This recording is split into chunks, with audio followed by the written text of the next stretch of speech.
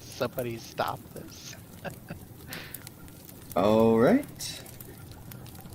Hello, everyone. Can you hear us? I believe we are live. I did a quick check of some of the audios. I think my mic is fine, but I need you to talk for a second so Okay. I can make sure it's working. Do you Make sure wanna- everyone in chat's working. Why are you doing this to yourself? I don't. PlayStation Gamer says, "Dear God, you brave soul." X Lucas says, "Save yourself before it's too late." That PlayStation Gamer says, "Cody Lee author, cruel, beautiful, I've Dragon and King Nino." Alright, Okay. Summon Fan says Alright, they're so it's coming through. loud and clear. Alright, perfect. Because, like, last two streams, everyone in my friends list was quiet for, like, no reason. I wasn't sure that I could fix it. That did happen last Yeah, I don't know what was going on. Like, I like, moved the audio, like, maybe a decimal over.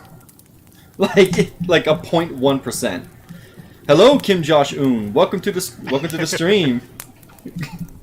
Are you ready to suffer? Oh, fuck, I didn't bring any alcohol. I have alcohol, but it's too early for me, so I'm going stone cold sober for you. I need my reactions to be as genuine as they can possibly be. What would be an appropriate drinking game for this? Is there a word he uses a lot?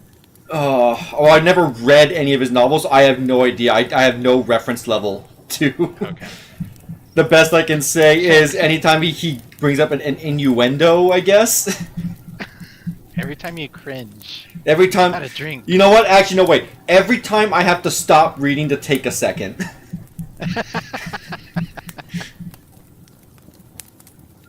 So, I guess the question is, how far do we want to read in? Because this is a 249-page book. It's bigger than I expected. Need some weed and painkillers? Oh yeah. Oh yeah. Big agree. Hello there, BT. How are you doing today? Welcome to the stream. Why did you so? Because pain, my friend. Alright, well, no use dilly-dallying, let's get started. Alright, so this is the part that's weird. It's available on Kindle, but I don't have a Kindle, so I have to use the cloud reader on the website. Oh, hold on, I think we have a third person joining us. Oh, nope, there they go. I guess not. Well, rip IHOP hater. Understandable, Kim. Yeah, zombie, 249-page book. So clearly we're not going to finish today. I'm expecting maybe 2 chapters before we tap out. I don't know how far we're going to go. Is the reading of Herman's Spez breakout novel going? Oh, we haven't started yet. You arrived just in time, BT. We're about to start right now. Oh, wait, hold on a second. Who's that? Oh, hello, May. How are you doing? We're live, so no gamer words. That's right, no You gamer like to words. say it. I don't know. You are the apex gamer word sayer in our FC. We So all know May is the gamer. I'm not a gamer, I promise. kind of sus that you're already saying you're already defending yourself. I have evidence, though. I've been playing Final Fantasy for 7 years, and do I know how to play? No, I'm not a gamer. That's the exact definition of a gamer, TM. What are you talking about? No! Oh yeah? If you're such a gamer, name every Dream SMP. Oh, that might be too far. Yeah, Can I? Oh, I can just click I could bring my little sideways. sister in here to do it, but Alright, enough dilly-dallying, let's get started. Cruel and Beautiful by Cody Lee. Man, that... okay. Chapter 1. She was different from...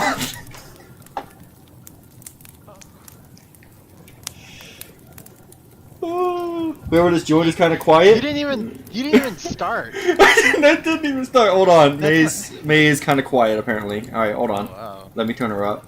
Oh, she's already max. Shit.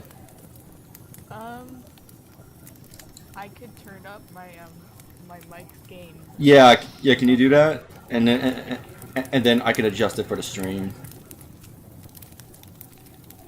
How's this? Sounds good on my end. How's that sound, boys? Yeah, sounds pretty loud. What's the chapter name? There is no chapter name. It's just unless that is the chapter. I can't tell. This thing is so horribly like typecast. Oh my god. Alright.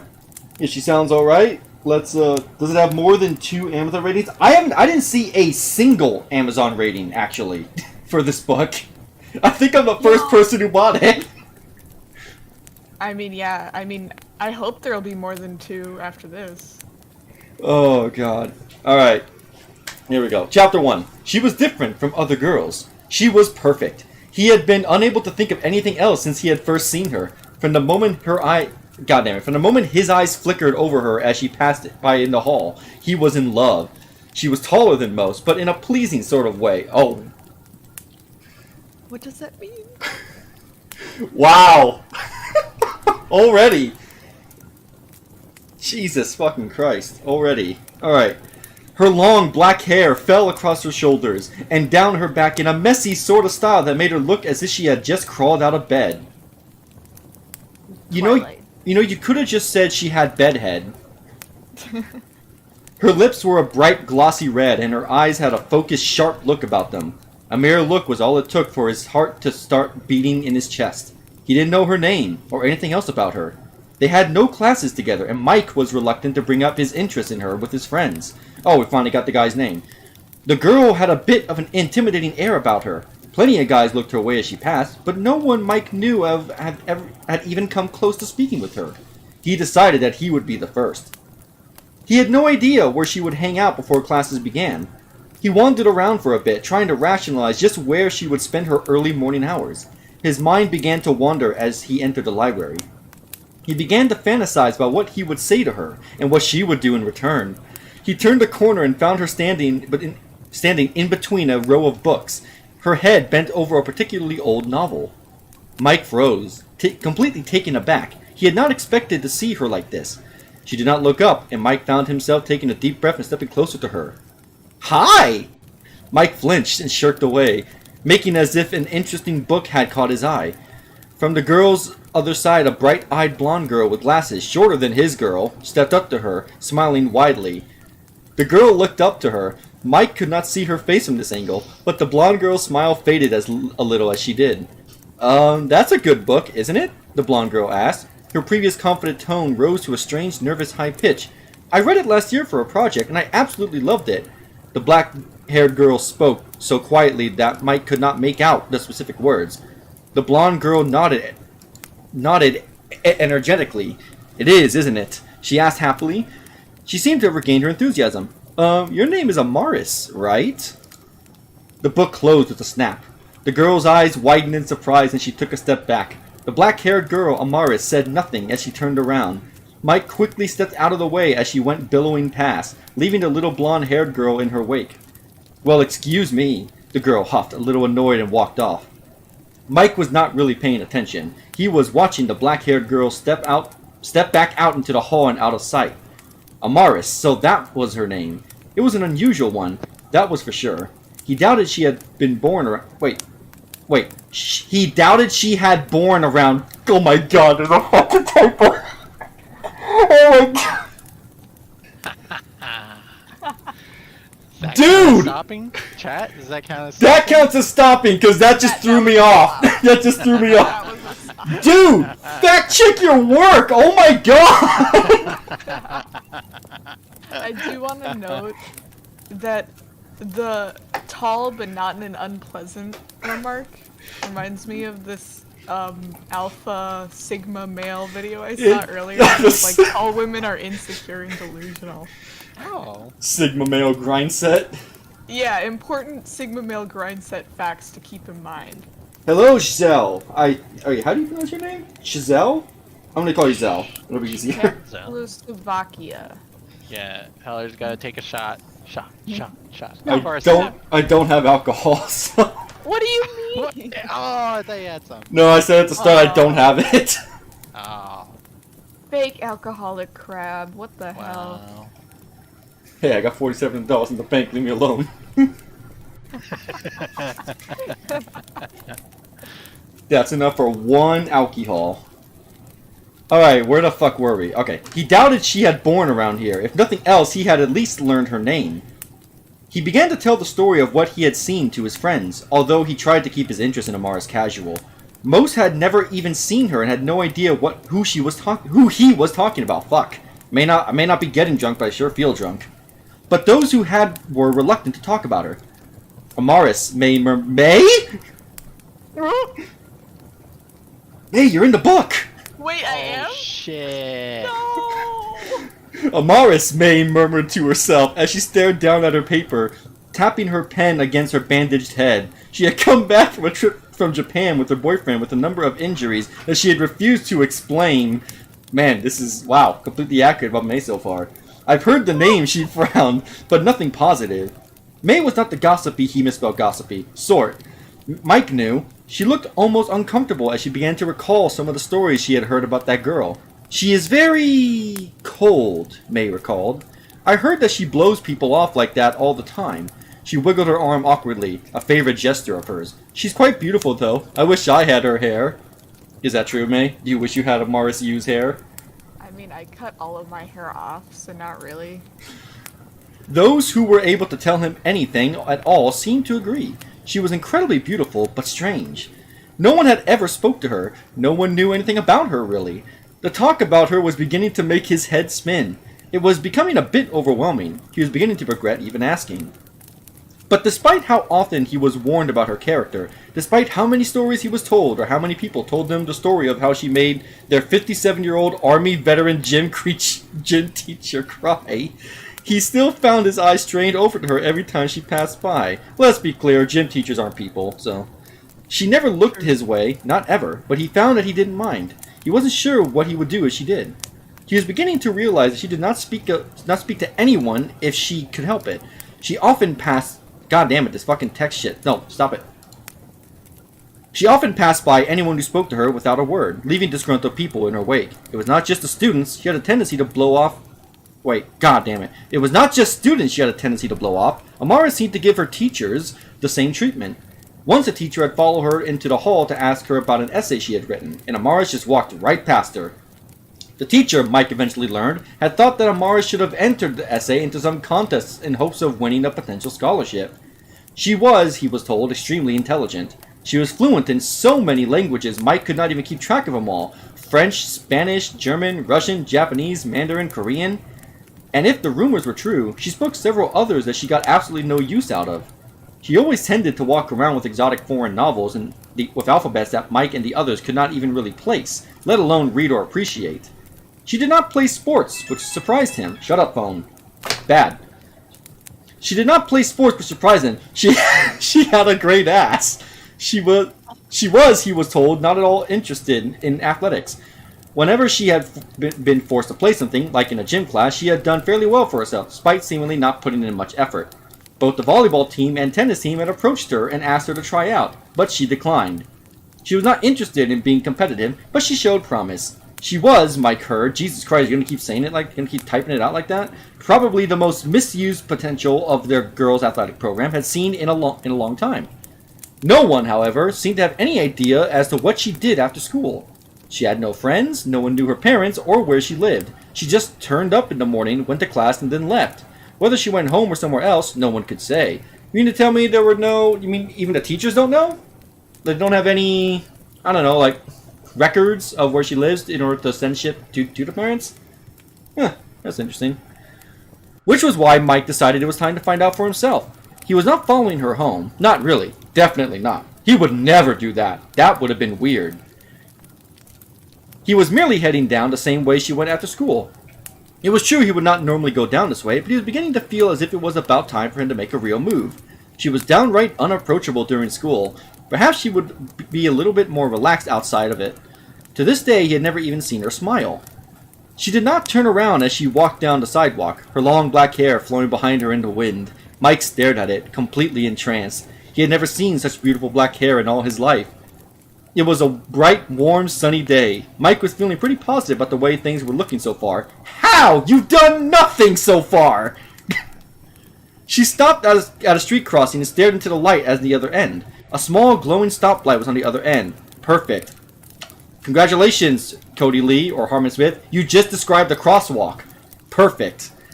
Mike quickened his pace and stepped up next to her, as if he were merely waiting to cross. He tried not to look at her. He really did try. He did not want to make what he was doing too obvious, but after a couple of seconds, he had to take a glance. She was staring at him. He flinched, pulling away slightly at the cold, accusing stare. He could feel his heart seize up in his chest. The light changed. Amaris turned her back and stepped across the street. Mike stared after her, unable to move. He had not been expecting her to be so openly hostile before he had even spoken to her. It had taken him completely aback. Never in his life had a girl so intimidated him. He could suddenly understand why people were so wary of her. She had reached the other side of the street and left his sight. Mike watched her go, trying to make sense of his mixed feelings. There was something about her that made him not want to look her directly in the face, but for whatever reason, he was still tempted to chase after her anyway. He could not explain it, but he felt annoyed with himself, not with her, as she left his line of sight. He should have spoken to her. He should have made her laugh. He should have smiled at her. He should have done something. He was going to do something. Next time. Boy, that's ominous. What the? This is... Oh no! What kind of book is this? Oh, These are minors, right? I think so. You know, Zombie Fan brings up a good point. Ass comment is. Zombie Fan brings up a good point. So vampires can go out during the Dane's book? Yeah, I guess so. I guess they can just do it. I mean, he hasn't mentioned any glittering. Nope. But he's a hop and skip away from that. He turned around and walked back to the school, already wondering just how he was going to handle their next encounter. Maybe he would read one of her books. Hopefully they all had English versions. He didn't see her again for a couple of weeks after that. He had first suspected she was actively avoiding him now, which depressed him, but the talk around him soon convinced him otherwise. Amaris had stopped coming to school, and no one was sure why. Mike heard all kinds of theories. She ran off with an older guy, she dropped out, her mother pulled her out to be homeschooled, she left to travel Europe. Depression gave way to worry. Although they had never really spoken, Mike found himself thinking about her a lot when he should have been working. Where was she? What was she doing? Was she in trouble? If she was, could that be why she was so mean to everyone? Don't make excuses for her, Taylor told him, okay, I guess new character introduced, exasperatedly, when he shared his theory with her. She raised her American history book over his head and smacked him with it. She's a cunt! End of story! Her eyes narrowed suspiciously. Why are you so interested in her anyway? He was being stupid. He realized one day as he stepped into school. He was trying to find ways to justify Amaris's behavior. He shouldn't be doing that. She didn't mean anything to him. She probably hadn't given him a second thought since she had Amaris! She was standing out in there. God, the way that's written is so weird. She was standing right there in front of him. Mike had blurted her name out without thinking. And then she looked up at him. She almost looked surprised for a second, before her gaze hardened. It was the same cold look she had given him the other day. But that one surprised look was all he needed to see. She was just another girl after all. Somehow the realization made him feel a little more confident. "It's you," she said in a patronizing, dismissive sort of way. Mike could tell that she expected him to back off, and a part of him wanted to do just that. But instead he stepped closer, letting his natural curiosity take over. "Where have you been?" he asked her, tilting his head to the side. "Everyone was worried about you." Amaris raised her hand and clutched the arm on the other side of her body in a sort of defensive gesture. "Everyone?" she repeated. "Or just you?" She sounded condescending, but Mike stood his ground. She was not that scary. She was just a really hot chick. Despite how fast his heart was beating in his chest, he knew he could do this. "I was worried too," he admitted. "Are you alright?" She turned her head away from him. "Girls don't like stalkers," she murmured. She stepped away from him, down the hall. Mike was almost tempted to follow her again, but resisted. That had gone better than the last time. And better than he could have hoped, at any rate. He tried catching her eye every time they passed each other in the halls, but he was always ignored. People around him were starting to notice and tease him a little, but Mike tried to brush off the jokes. "You're a masochist," Taylor told him over lunch. "She obviously hates you and you love it." "She never said that she hates me," Mike said defensively. Taylor groaned. "God, you're pathetic," she told him as she bit down on her sandwich. Mike was not sure he disagreed. Amaris had been nothing but rude to him, but he found himself becoming increasingly enamored with her every day. He misspelled enamored. Cool. One day, Mike had left class to go to the bathroom and had run into Amaris heading in the opposite direction. He brightened up considerably as he saw her approach. "Oh, hey," he began, trying to stop her. She brushed past him without a word. His hand accidentally brushed against his arm. and Mike felt a cold chill run down his spine. She looked as if she was in a hurry. Mike watched her go, completely nonplussed, as she stepped outside into the sun. Students were not allowed to leave class during the day. Curious, Mike decided to forego his bathroom trip and follow her out. It was just too much of a temptation to resist. He stepped out after her, carefully looking around the premises for any sign of where she had gone. She was not walking across the parking lot, so that means she had gone around the building. He stepped around the building, and heard Amaris' voice coming from some distance away. He walked towards it, trying to find a small alley in between the buildings. Amaris was standing there, her back to him. He pressed himself against the wall outside the alley and watched her. She was staring upward, towards the solid brick wall that ended the alley. "Come out," she said. "I know you're there." Mike almost did so, but before he could, someone else answered. "Ah, you are as insightful as they say, my dear." Mike stared as the wall seemed to give way to a pitch-black darkness that seemed to go on forever. Out from this darkness, a dark-skinned man stepped forward, staring at Amaris. He was tall and powerful-looking, and terrifying. His clothes were sparse and primitive, and he wore adornments that seemed to be made of the bones of small animals. In his hand he carried a large stick that glowed with an unusual light. Is he describing a witch doctor? Void? I wouldn't know. Oh, okay. Continuing on. Mike recoiled in fright, completely missing what Amaris said next. The man laughed at her words. "You are an interesting one, my dear," he said. "I have seen for myself just how much of a threat you can be. I am interested in seeing how much more you can take." "I will stop at nothing until you lay dead at my feet," Amaris said coldly. The man laughed again. "I am afraid I will not allow you the chance," he told her. I do, in fact, have other plans." He slammed his stick into the ground and raised a long finger at Amaris. Oh no. "Hear me now, my dear," he said. "You will never eat again."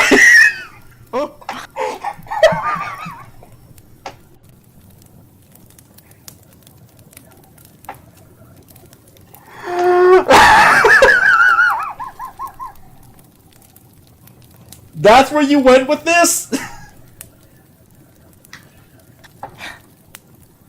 Of all the routes you could take for threats. I don't even know what to say. Okay. Alright. Soldiering on. Amaris took a step forward as the blackness began to overtake him again. "And what exactly is that supposed to mean?" she asked him, in the most aggressive tone that Mike had ever heard. It was almost a guttural growl. It seemed almost inhuman. The man laughed again before the darkness overtook him completely. Amaris stood there, staring at the wall with an intense glare, before turning on her heel and marching back. Mike froze as she walked past. She did not even glance at him, but Mike could tell she knew he was there. She simply did not care. "If you know what is good for you, you will say nothing of this to anyone." Before he could even respond, she marched away, her long black hair flowing behind her. Mike, after the initial shock of being addressed, passed, chased after her. "Amaris, wait!" She turned. Mike stopped in his tracks. Amaris was somehow more beautiful, more terrible than he had ever seen her before. Her long, flowing black hair, Jesus Christ, we get it, billowed to her right side in a wave. Her eyes were a striking, horrible red, and they were staring at him with an incredible ferocity. Her eyes weren't red before. They were black, weren't they? "I will not ask you again, stalker," Amaris said. "Keep this up, and I will be forced to take action." Mike found himself seizing up. His heart was beating out of his chest. She didn't like him. She would never like him. She was too good for him, and they both knew it. No, Mike told himself. If he backed down now, he would regret it for the rest of his life.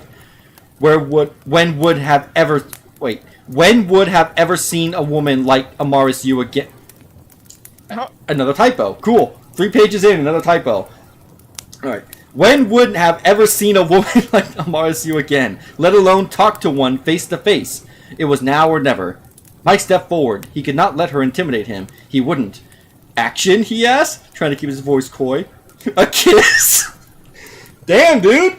Going straight into it, huh? Damn. That was what a leap in logic. What?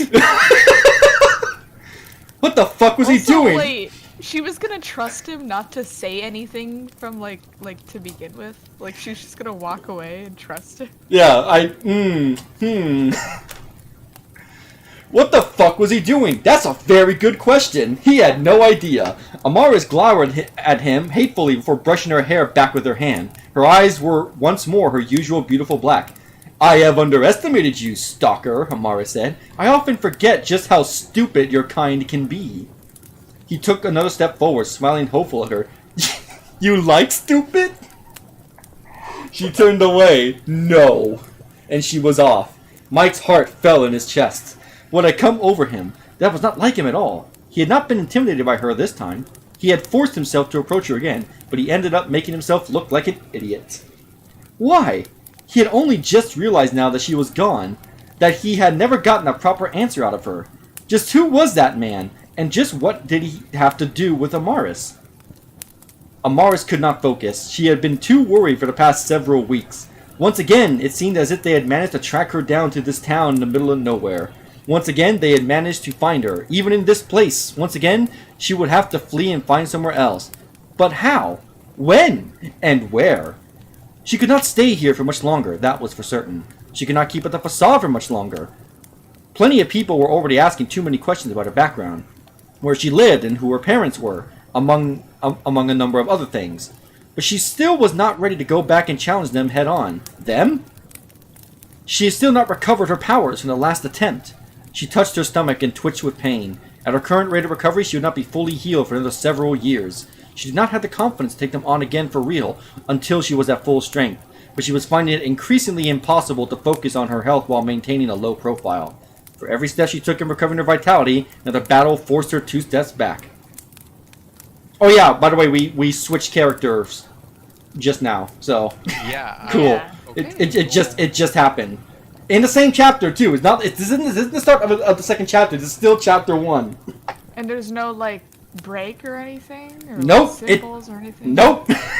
Not at all. Okay. Amaris. She was snapped out of her reverie by the smiling face of the little blonde girl with glasses. What? I was wondering. The girl's tone was casual, but Amaris knew what she wanted. She was almost as bad as the stalker. Wait a minute. Amaris found herself cutting her off before she could speak further. No, I don't want to go out with you, Amaris said coldly. Stop expecting me to change my mind. Damn, bitch, you cold. The girl's face fell as Amaris stood up and stepped past the table. The teacher opened his mouth to stop her, but she ignored him as he stepped... Wait a minute. Did they... Oh, no, I need to go back. Did they ever state that she was in class? No. No, they didn't. No, he didn't. So, yeah, they're just in class now. Jesus Christ. Also, I'm terrified of this like minor potential lesbian fantasy that might be Right? blossoming here. Retro Monicon asks, will the stream be kept up on your channel? Yes, it will. I usually don't take them down unless there's like weird copyright foibles that force it down. So if you can't stay for the whole stream, don't worry. You'll be able to catch it on the VOD once the stream is over. Alright, where the fuck was I? Here we go. It was a time... Turn Italian for a second. It was time to go. People around her were starting to suspect that there was something horribly wrong with her. She could deal with boys and girls trying to ask her out, but teachers trying to assert their authority over her was something else entirely. Well, you're a high schooler. What do you expect? Especially if they tried to contact her non-existent parents. It was nothing out of her control, but the confrontation that morning made her feel as if it was best to disappear again for a couple of weeks. Just a couple of weeks? Another battle was coming, and she doubted she would be able to maintain the facade for when it arrived. By the time she returned home that day, she was thinking of nothing else. She had bought a small house for herself entirely by phone. How? She had 2 legal identities she was using at the moment. One, a 17-year-old schoolgirl. One, an older woman in her mid-30s. Okay. My dude. If you're just stating 2 things with a comma, you put an "and" before the last thing. So it reads 1, a 17-year-old girl, and 1, an older woman in her mid-30s. I don't write, and I know this. Come on. She far more resembled a 17-year-old, but a fact that everyone who met her while under the other identity tended to notice. She only used the older identity when absolutely necessary, such as when she needed to buy a home or deal with taxes, anything that a younger woman should not have to do herself. She entered her kitchen, which was filled with cobwebs and dust. Jesus. She imagined that a normal person would be able to tell that it had never been used. If she was really going to have to leave this house behind, she may as well do it properly.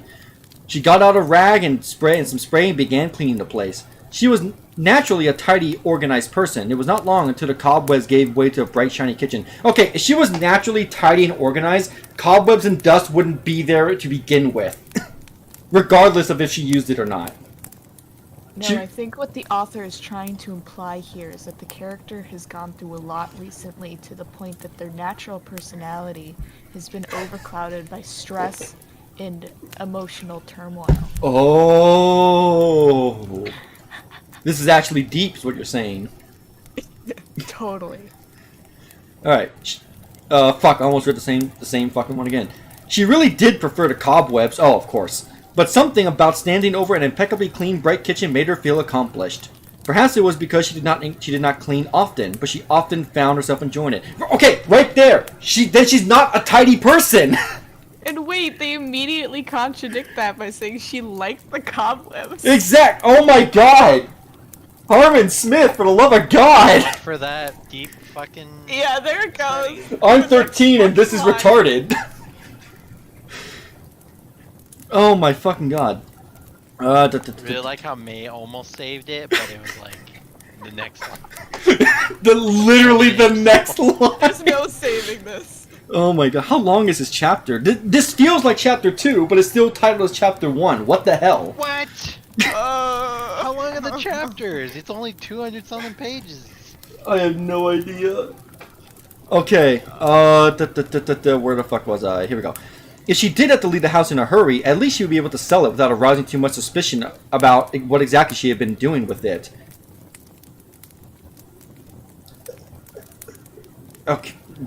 Okay, whatever.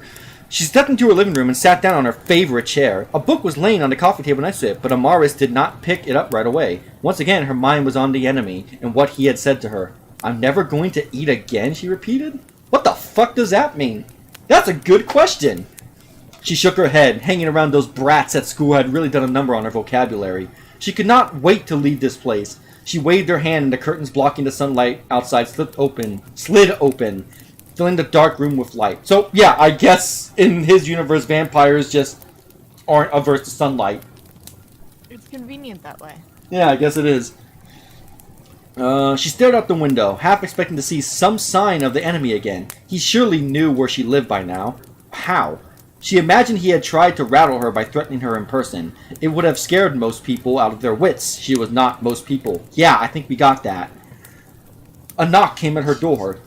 She narrowed her eyes as she got to her feet. She brushed her long hair with her hand. Jesus Christ, again with the hair. As she stepped to the door. This was it. He had come after all. She bared her teeth threateningly as she opened the door. Hi, Amaris! Mike said cheerfully, waving his hand in greeting. How the fuck did he find out where she lived? Dude, he's totally like... This is actual stalker! Yeah.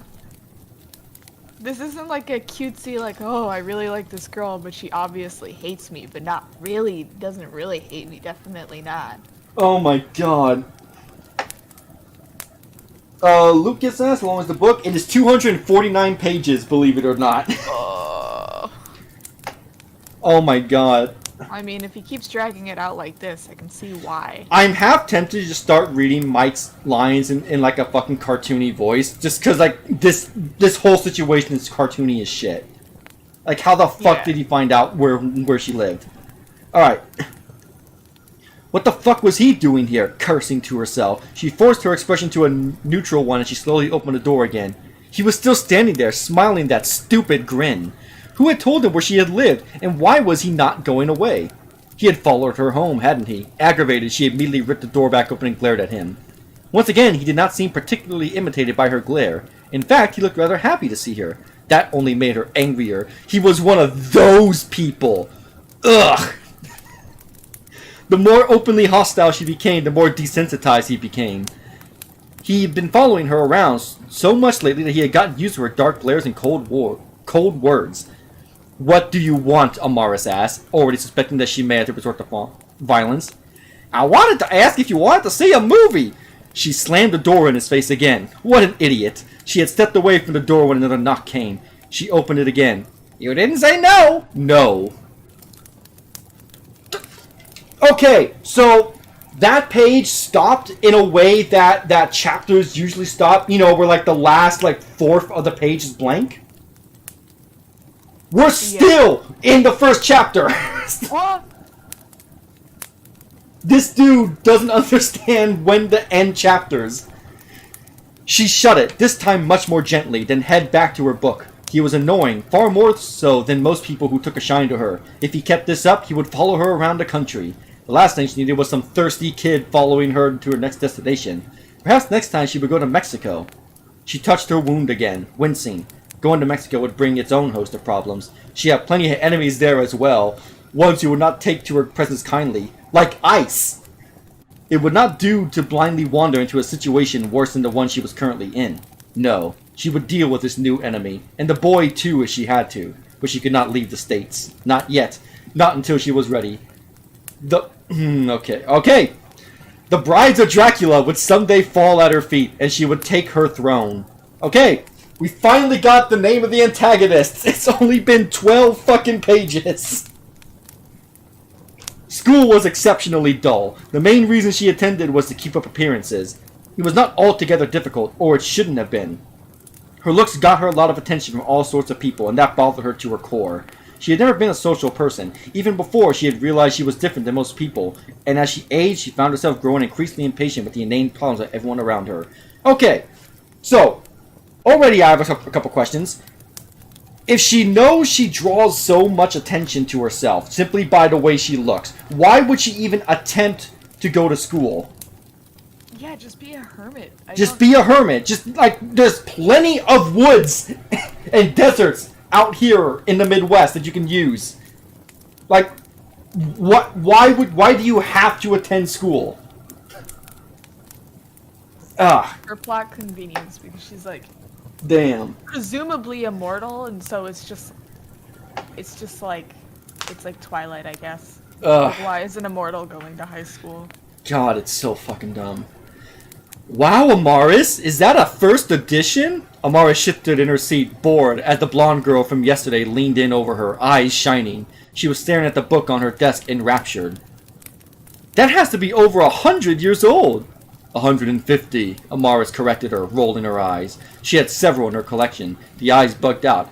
You bring something that old to school? There was no reason for her not to. She had every book in her collected enchanted to last forever, if need be. Well, she doesn't know that, Amaris, you cunt! She's trying to stand out, it feels like. Why else would you bring something? Like, does she not understand how the world works? You think she would, at living for this long, right? Yeah, like, oh, if I bring this 150-year-old book in pristine condition, it's gonna, like, garner some attention. Jesus Christ. It still looked just as splendid as when she had picked it off the shelf in London in 1858. Okay, so we have a general idea for her age. Because I'm assuming this book probably takes place in the year it was released, which was last year, believe it or not. This book came out last year. Okay, so she's not a minor, but the future love interest is. Things get trippy when you're an immortal. Her art, Jesus Christ. Her heart ached for a brief moment. It did not seem all that long ago at all. She was used to be able to travel wherever she liked, eat whatever she wanted, and do anything her heart desired, but things had changed drastically since then. What's wrong? The girl asked curiously as she leaned in closer. Is there a heart in there after all? She was close. Too close. Amaris almost felt herself reaching forward and stroking her hair. Why? Why? Okay, hold on. Let's finish the paragraph. Maybe it's not as bad as it is. The temptation to bite her right then and there in front of everyone overwhelmed her for a moment. Ugh. Instead, she simply shook her head. No, nothing is wrong, she said quietly. I was just thinking about how I first got it, that's all. She hated being sentimental, but it worked. The girl pulled away from her and Amaris felt herself relax. That had been too close. Oh, is it personal? The girl asked curiously, her head tilted. A family heirloom, maybe? Shut up, phone. How dare you? I'm live. Disturbing you from this enthralling book. Can you believe that? She was trying to get personal again. The girl was just as thirsty as the stalker. She's just asking about your book, Amaris! Like, apart from you saying that she's thirsty, I don't see any real, like, actual evidence of that. It's just someone who's taking an interest. Yeah, she's just like a nerdy girl that likes books. Yeah, maybe she's a bookworm. You met her in the library, as we saw earlier. Jesus, get over yourself. Amaris stood up and walked away, book in hand, not even offering a response. Wait, wasn't she in class? If she had a beating heart, it would be beating wildly. She had come very, very close to showing her true colors in front of everyone. She could not risk making an enemy out of the United States as well. I don't like this phrasing. Ravaging a girl, no matter how thirsty and annoying, would not sit well with them. That phrasing doesn't sit well with me. Yeah, I don't like that phrasing at all. I don't like grown men writing about. I don't like this. I'm starting to get uncomfortable. The last thing she needed was the authorities to appeal to Praetor Americana or Eletha or a vampire hunter from the Order of the Dragon. Wait a minute. Okay. So he has another book that's about the Order of the Dragon. Wait, so this is like a Harmon Is he making a Harmon Smith universe? More importantly, if you're in a universe where vampire hunting is a profession, you would think even more so you would not want to be in any public place. Yeah, like if she's this old, right? You'd think she'd be used to being a vampire. Why is it like she nearly loses control of herself just being near like a bookworm? Oh my god. Or worse yet, decide to ally themselves with their enemies to eliminate. Wait, okay, your enemies are the brides of Dracula, so I'm assuming that they're vampires too. So why would a vampire hunter or a vampire hunting organization ally with vampires to take on you? Who are you? Conspiracy. You're fucking no one. Also, no doubt zombie fan. God almighty. No, she had to restrain herself. She still had to eat, of course, but she did so sparingly. It was very likely a factor in a slow rate of recovery. She was not taking in enough energy to heal as she should have. She had been eating rather conservatively, only taking what she needed as opposed to gorging herself. Perhaps she would need to be more aggressive in the future. She had been feeling rather lightheaded as of late. She needed to toe the line between being cautious and starving herself better. Especially something nasty was going to be coming after her in the near future. She would need to be ready. Perhaps she should go out and find something to eat tonight. That blonde girl from earlier would do just fine. Oh no! No, Amaris, what did she do to you? As was her custom, Amaris spent the rest of the day indoors with the windows open, waiting for the sun to set. She stared out at the setting sun hungrily, steeling herself for what was to come. She would have to restrain herself again tonight. She could not leave any trace. She could not let herself get carried away, no matter what. The instant the sun set, she stepped out onto the street, a pure black cloak wrapped tightly around her. It was still summer, and quite warm, but Amaris needed to wear something darker while on the hunt. Wait! Okay. Okay. So, I'm assuming the idea is she waited until night because it's easier to move under cover of darkness, because it's less lit. That makes sense. Even though she can go out during the day, it makes sense to, if you're going to kill someone, you do it with less attention. But if it's warm in a summer night, wearing something heavy and black would draw attention to yourself. Yeah, that's like, I'm wearing a black hoodie and like black jeans and a black face mask and sunglasses and I'm hunched over and I'm like hiding my figure and I'm definitely not suspicious. Like, if this is modern day, you could just go out in normal clothes and you would be inconspicuous. No problem. This isn't the 1800s. Also, if that's true, like, retro, that is still sus. It sounds like he still likes it a little bit. I think he likes it, but he's ashamed. He's like, oh. He fucking should be, as if any women would like him ever. Right? Let alone two. Alright. She avoided street lamps and well-lit streets, preferring instead to stick to back roads and alleys. Then what do you need the... Okay. She walked as an ordinary person would, and people would treated her as just another passerby, unless of course they tried to catch her eye. She could not help herself. She wanted the blonde girl. It was probably a bad idea to go after someone who had perhaps spoken to her about spoken about her to other people, but Amaris was willing to take the risk. The blonde had really tempted her earlier today, and Amaris was eager to finally give in to that temptation, away from prying eyes. Amaris had no trouble finding the place. It was a large upper-class home with a well-tended garden and pond. She took a moment to admire the place from afar for a while. It was a really nice house, and she quite liked watching fish.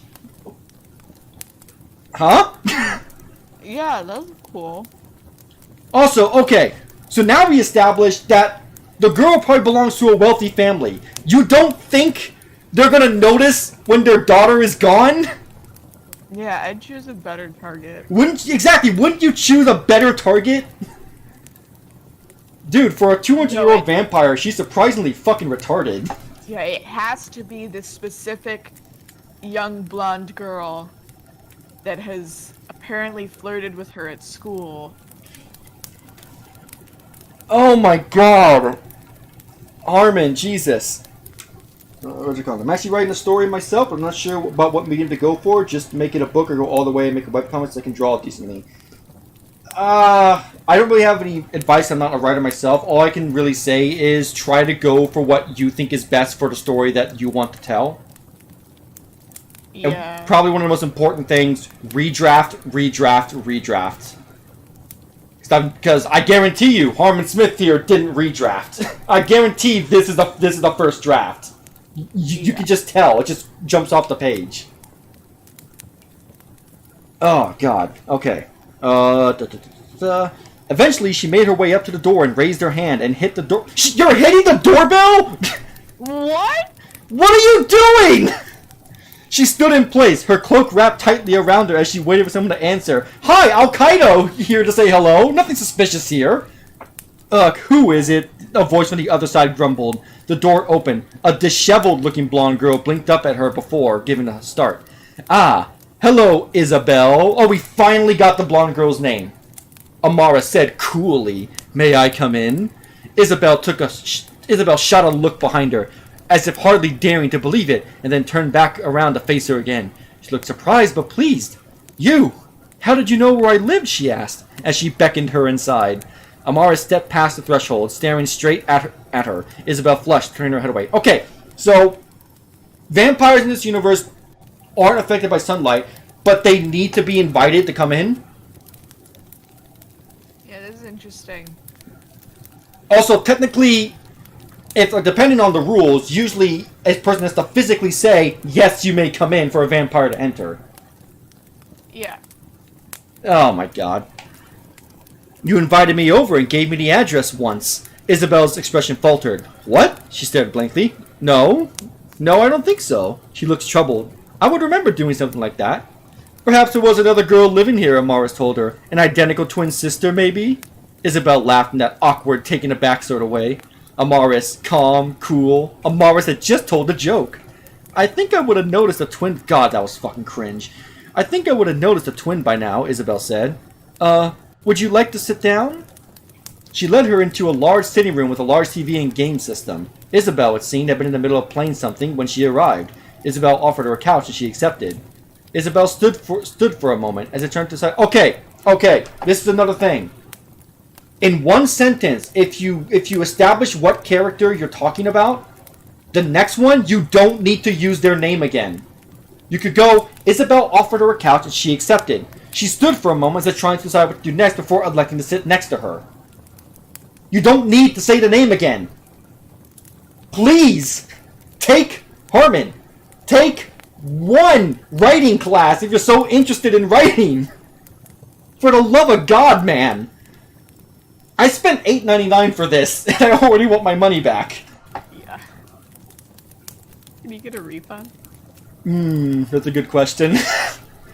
Amaris let her, in fact. She leaned forward slightly and brushed her hand across hers as if to encourage it. Again, Isabel turned slightly red. Amaris, she said, her voice high-pitched, just what are you doing here? Amaris stared intently at Isabel's face, staring deep into her eye. I don't like where this is going. She knew what she wanted to hear and laid it out for her in the simplest way possible. You. Isabel pulled away as if shocked. Her leg began to twitch audibly, but she could not tear her eyes away from her. You're joking with me, right? She squeaked. Twitched audibly? Yeah. Like Is she like tapping her foot on the ground? do her bones? The muscle- Yeah, do her bones clickety clack like a xylophone when she twitches? I don't Like, think this is a good target. This doesn't sound very appetizing. oh my god. I mean, Amaris leaned closer to her. It wouldn't be a very funny joke. Isabel seemed to almost melt under her gaze. She leaned in closer. Amaris' eyes flickered. She barely registered a large blue Sonic! Ooh. A large blue blur swooped down on them from the neighboring room. It happened in an instant. Isabel was suddenly ripped backward over the couch. Amaris leapt upward as the door slammed shut. She flew across the room and shoved the back door open. The kitchen was a complete mess. Wait, what the fuck just happened? I'm lost. I've been lost, So but- Sonic came in and stole Isabel? Wait, is Isabel the girl from fucking Sonic 06? I don't know any Sonic stuff, but In Sonic 06, the fucking there was a human girl that was Sonic's love interest. what? Yeah. Oh yeah. Yeah, Sonic 06 is yeah, it's something, all right.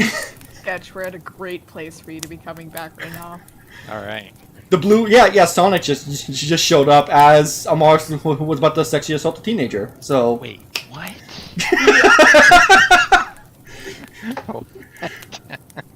I'm sure that's not what he intended, but it's written that way, so I'm gonna use that as fact.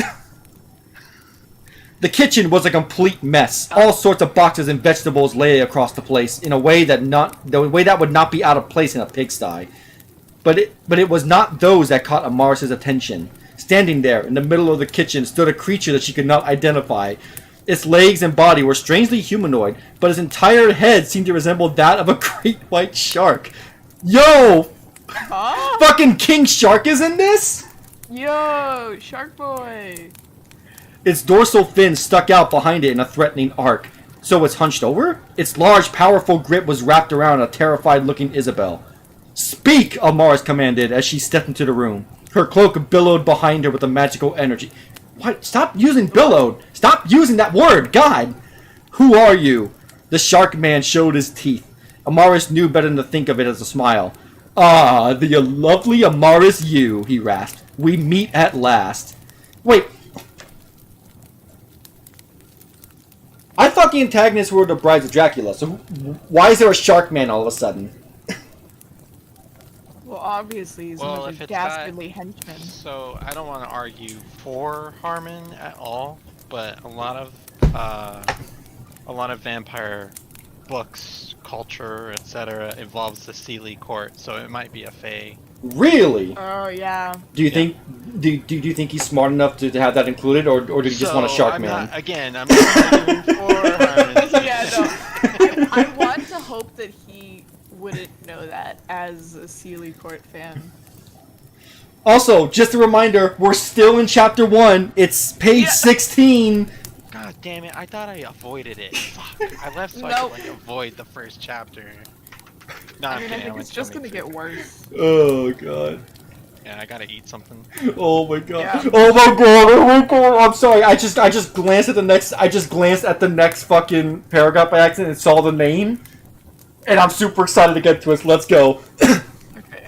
I did not ask if you knew who I was, Amaris said coldly. I asked you for your name. Isabel shot a terrified glance at her as the shark man chuckled, his mouth opening wide. I am like you, Amaris, he said smugly. A predator. He raised Isabel's head to his open mouth, and in one swift chomp broke off her... Oh. Oh. Wait. And in one swift chomp broke off her head. I mean, I guess if he's biting the head and then he's like twisting it off, but we're not getting much to work with here. Yeah. Amaris stood there and watched as the creature devoured her classmate piece by piece. He seemed to take pleasure in ripping her apart from each limb. The loud crunch... Okay. The phrase is limb from limb! God damn it! Stop trying to be unique, Harmon. You're not good at it. The loud crunch of her bones filled the air with each bite. She was mine, Amaris told him as the shark polished off her remains. I hope you know what this means, shark. You may call me Bruce. The shark said His name casually. His name is Bruce! Isn't that from fucking Finding Nemo? I was about to say! Why is he Bruce? Why? And also, wait, so, here's my argument. If he is part of the Sealy Court, and that's what's supposed to be referenced here, why is he giving his name? Or is that not his real name? Did he watch Finding Nemo and say, ha, yeah, I'll use Bruce. it as a fake name? God almighty, oh my god. I guess Heller will have to continue so we can find out. Yep. I need answers. The shark said casually, showing off his blood-stained teeth as he swallowed the last of Isabel's remains. I think the doctor has already introduced himself. Huh? Who? Wait! So it was a witch doctor?! Oh my god, he is just throwing darts at a dartboard of ideas and just throwing them in, isn't he? Just everybody. Just get everybody in there. Oh my god. Everyone is here! He did, Amara said. He failed to mention you, however. I am cursed, the creature explained to her. For millions of years, my kind has ruled the seas, devouring the creatures within. Now I have been given the power to I didn't ask for your life story, Bruce, Amaris told it, as she stepped closer to it. All I want now is to kill you in the most painful way possible. It lunged at her, face first. Amaris closed her eyes, and her entire body became a pure white mist. Wow, that's an incredibly useful power. I can't wait to see it not used ever again. The shark shuddered under her as she floated upwards to the ceiling and reformed. She hung from the ceiling by her feet, suspended in midair, as she... Wait. She hung from the ceiling by her feet, Yeah. suspended in midair. I see. One of these things is not like the other. One of these things just doesn't on! Does that make a peninsula suspended in the ocean? Yes. Wow. Oh. Okay. Okay, let's keep going. As she stared down at... Oh, wait, we got a fourth. Who is this? Another poor soul. It is Void. Void, you. Have We're you been... still in the first chapter, so you're Oh, lucky. jeez. No N-words, no N-words. Yeah, Yeah. no shit. Oh my god, we're only 6% done with the book. Yeah, come on, Void. We got a lot to go. Could I get a quick synopsis? Alright. Oh! Mike is a thirsty bitch. There is also a thirsty chick who's after Maris Yu. She attends school for some reason, but there's also a selection of vampire hunters. Yeah, we have this immortal woman that is being flirted with by both a minor high school girl and a high school boy. Said high school boy is a stalker. She just went to go eat the high school girl, but then she got eaten by a shark with human legs instead. Named Bruce. Named Bruce. She was also cursed by what we can only assume is a witch doctor by the description of what he wore.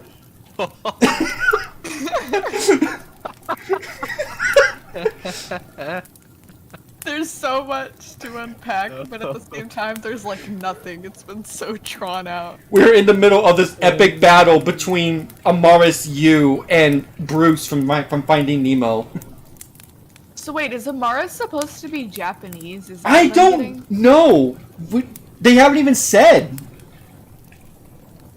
All we know is that she has piercing red or black eyes, long flowing black hair that billows in the wind, and a great ass. Yeah, she's got a great ass, boy. Very important. And fucking tastic. It's my kind of woman. She has two identities. One is a 17-year-old girl, and the other is a 30-year-old woman. Isn't that just... What the fuck's that vampire anime? The main bitch has like fucking pink hair. Oh, Rosario plus vampire. Yeah. Oh That's yeah! literally just that fucking character. Except, I Ex- forgot about that. except in this book, she doesn't have two physical identities. They're just identities she uses to pay taxes, apparently. Oh. Yeah. Alright. Wait, I just realized! I don't fucking understand that. That doesn't make no damn That sense. puts her in the government system, and if there's government vampire hunter organizations, They would know she. Oh my god. Yeah, she's trying to avoid being hunted down by her enemies. So she's going to At the school, same time, buying a house she's on the going phone. to school. She's paying taxes. She is targeting a wealthy young girl who Oh would my definitely be God. noticed to be gone. He's ripping off a mid-anime. You're damn right he Yeah, is. it sounds like Harmon Smith is really shit, what's the word I'm looking for here? Uncreative, Yes, obviously. creatively He's bankrupt. just- it seems like he doesn't understand the lengths that the IRS would go to in this universe where they have easy access to. Yeah. Okay. She's throwing shit at a wall and trying to see if it sticks. Okay. I don't know about that, man. I feel like this guy genuinely thinks what he's writing is good. I think so too. He thinks his YouTube channel's good. We already covered he doesn't understand how buying a house works. Yeah. He doesn't even- She bought her house completely through the phone. She didn't look at the house or Yeah. anything or. He doesn't seem to understand what redrafting is based on the amount of spelling errors I'm finding in this. Oh yeah, there's a lot of there's some that look like bad translations. Oh. Okay. Let us continue this epic battle. She hung from the ceiling by her feet, suspended in midair. As she stared down at it, Bruce whirled around to face her, his teeth bared. "We will meet again, vampire," he snarled. "Mark my words." He began to charge the door, and the entire thing shattered to pieces. Wait! He just leaves? The fight Bye. just started, and he just leaves! Alright. Bye, Bruce. Alright, yep. See you. See you, Bruce. Can't wait to see you next time. Oh, by the way, My he favorite just character. he just tore apart the blonde. Is he gonna be the fucking stalker that the assassin stalker that she has to constantly face throughout chapters? Is that what is What? Oh okay? my god, I can't wait until we see him again. Oh Yeah, man. this is kind of like a dumb nitpick for all the other obvious bullshit going on, but did he write that she was hanging by her feet, suspended in mid? Yep. Yeah. We yep. That's what it says. We Okay. did cover that. Just want to make sure I hear that part. Alright. Amaris's keen hearing picked up several footsteps hurrying downstairs. The parents must have finally realized that something was wrong. How did they not come down sooner? You didn't hear voices screaming or your daughter screaming for her life as she's being torn apart by a fucking shark man? Oh my god, you are such a hack, Harmon Smith. Yeah, this is really convenient. Amaris did not want to be caught surrounded by this mess of food and guts. She transformed again, this time into a rat, and scurried through the door she had left open. She caught a loud gasp as she left the room. What? She could turn into mist! Just turn into mist and go out the yeah. window! I mean, I guess there's a second May appearance in the book. That's exciting. Oh yeah, there was a character called May. We don't know who she is or what her relevance is, other than the fact that there's a character called May. Obviously, May paid a lot of money. He has a so Goddamn. Harmon is doing a really bad job at introducing characters so far in terms of names. Like we didn't get Amaris' name until I want to say 2 pages in. Good. That's how you do it. Oh god. Amaris stepped out into the street unharmed but very hungry. She kept a keen eye out for the shark but saw nothing out of place. How could something so big and ugly get away like that? She headed off home without a second thought. She would have to find a new target. The next day... Oh, god damn it. She had to find a new target the next day. But as she walked home, she began to think deeply about what had just happened. Bruce had not seemed particularly interested in fighting her at all. You don't say! In fact, it had gone after her prey and only came after her when confronted, then made a hasty retreat. What was the point? Was it trying to annoy her to death? It was not until she returned to her home that she realized what he had done. He prevented her from feeding. He was trying to starve her to death. Teenage girl disappeared. Police suspect predator. I told you! Yo, Aliens versus Predators collab. Amaris! This would have happened if you went through with your plan regardless! Yeah. You fucking moron!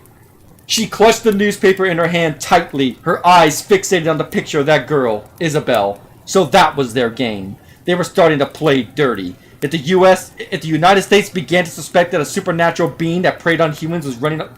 You could have just said vampire. You could have just said vampire. That's too many words for something you could have said simply. Was running amok, they would certainly send someone after it. And if that was the case, it would not be long until she was found out. Vampires such as herself... God. Hold on. Jesus Christ, I'm getting an allergic reaction to this Oh bullshit. my god, her shelf is a vampire. Vampires such as herself were on the top of their lists. A freakish amphibian shark that had been cursed by a voodoo witch doctor to hunt humans would not be considered a likely culprit. Bullshit! Bullshit! So, you know that shark monsters exist and vampires exist, but a shark would not be the likely culprit in a scene where a teenage girl was ripped apart and with blood and guts splattered all over the kitchen? Really? In the middle of the mainland, mind you. In Oh my... person's home. Oh my god! You know, we were going by pretty fast in the first couple of pages because it was just boring nonsense. But Jesus Christ, it just nosedives almost instantly the moment we get introduced to Amaris Yu's point of view. Oh my god. Where's Mike? I miss Mike. Bring Mike back. Yeah, let's bring Mike back. Amaris spent the entire day glancing at the paper, trying to figure out what her best move should be. Should she run away? Or should she tackle the voodoo shark? You have no reason to believe it's a voodoo shark. You have no reason to believe this. She could not decide. Looking at the paper, she had made her feel like she had a better handle on the situation than she really did. Sure, whatever you say. Oh. Amaris looked up, surprised, to find Mike. Yeah! Yeah! To find Mike standing over her. The stalker was leaning over the table, but he wasn't looking at... Wait, she's at a table? Since when? But he wasn't looking at her. He was looking at the paper laid out in front of her. So you've heard, huh? He asked. Amaris twisted her lip. Naturally, she said. Would have been more accurate to say that she had seen the last moments of Isabella's life firsthand, but she thought it would be best not to talk about that. You and Isabel were friends, weren't you? Yes, they were friends. They wanted to use each other for their own purposes. No! Isabella wanted sex, Amaris wanted food. It was a classic love story, one that had been told all around the world. Amaris. I almost called her Armand. Armand! Amaris wanted to ravage this young girl. Oh, God. This is deeply uncomfortable. This is deeply uncomfortable. I don't like this. Every night I could hear them. Comrades I've lost. The brain cells I've lost. Not really, Amaris admitted. Mike gave her a look. Oh! What? Amaris asked him, coming off as more aggressive than she intended. Amaris? Mike tried to find the words. Is this... upsetting you? It had upset her last night when the takeout she ordered had been stolen by someone else. That is awful. Okay. That is awful. Let's reread that. It had upset her last night when the takeout she had ordered had been stolen by someone else. Today she was over it. Good God. What is this? I Oh seriously my thought God. Twilight was the worst vampire-like literature you could find. Nope, This here it really is. stepping it up. I'm This gonna... is truly stepping it up. Look, I had to read Twilight in middle school for like a book club thing, or like a book assignment. What? I had to do less stops in that than I had to do for this so far, and we're only 18 pages in. Yo, Sketch, I think you should take some ideas from this for the campaign. This is really great. Yeah, no, this is great material. Oh, Next time God. we fight, Trigger's going to hang by his feet, suspended in midair. I'm gonna do some fan art of Crab Heller like reaching out for Mars and be like, "Oh, Mars," No! but it's just like the crab as a head, but he still has a human body. Oh my Oh my God! When I actually kind of want to see Make that. him like really muscular and like anime. Is Mike muscular? I have no idea. We have no clues as to what he looks like, except that his name is Mike. So He I can. reminds me- Sounds like Mike is a self-insert for Harmon. That's what I was gonna say. Oh, Overweight. 100%. 100% it Yeah. is, so I'll just... Yeah. Okay, so I was always picturing him. So I can't remember his name, but the protagonist of the musical "Be More Chill," like just like a fucking scrawny. Oh. But I think the insert of Harmon Smith himself is a lot more fitting. Oh my god. Okay. Alright. We can keep going. I can do this. Oh, no, that was already there. Yes, I'm very upset, Amaris lied. I really liked her. She paused, with the wheels in her head turning, just like Harmon's head when he was writing this book. We were thinking about dating. Mike stared at her. She was annoyed to find that he seemed to like that. Of course he would. Of course he would. Fuck, I lost my place. Where were we? Something about Harmony. him liking lesbians, I guess. There we go. Thank you. She had Mike hoped. would probably be fine with it, considering that she would be a boyfriend-free girl. No. They would both technically be boyfriend-free girls. So that's like a 2-for-1. Oh Yeah. my god. She had hoped that would make him back off a bit. Would he ever leave her alone? Amaris, what is going on with you? Mike asked. Tell me. She could have told him. She could have told him how she was born a vampire several hundred years ago. She could tell him how she spent 600 years traveling the planet until... Okay, so she's over 600 years old now. Now we got the age. Okay.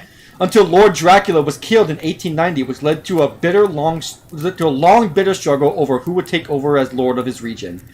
One that Amaris had fought tooth and nail to take for herself. So wait. So she's one of the brides of Dracula? Is that what this is Wait. implying? Or is she like Dracula's daughter, or a female in Dracula's life? Wait. What's the time period that this book takes place? We have no idea. I can only... When... My rule of thumb is, for books like this, if they don't expressly say a date, it's usually taking place in modern day. So when it was released, this book was released last year. Yeah. Okay. So I'm just gonna say 2020 until we get something. There's been nothing really to date. Exactly. Did no mention of what type of technology they have, other than the fact that she bought a house over the phone, which that doesn't say anything because you literally can't do that. There's never been a time period where that was a thing. Exactly. God. He's done a terrible job setting up the The setting, universe, yeah. but- The mythos is all over the place. Yeah, but I'm here for it. I see potential. She could talk about how the position was seized by 3 individuals who had no business having it. Ah, there we go. And how they and their minions still hounded her to this day. Wait, okay, wait a minute. So they have it. Why are they, what? She's a threat to their threat. Oh, God, I hate this type of shit. She could talk about herself at length in this way, but there was an awful lot to talk about. Instead, she chose to treat him like she always did. Fuck you, Mike! She told him before turning away in a huff, and that was that. Oh! Chapter 1 done! Whoa! Alright, everyone with alcohol, take a drink. Oh, Celebration. We did Done it! I have Oh, water we drink here. it? Done it, Alright, boys. hold on, man. I have water.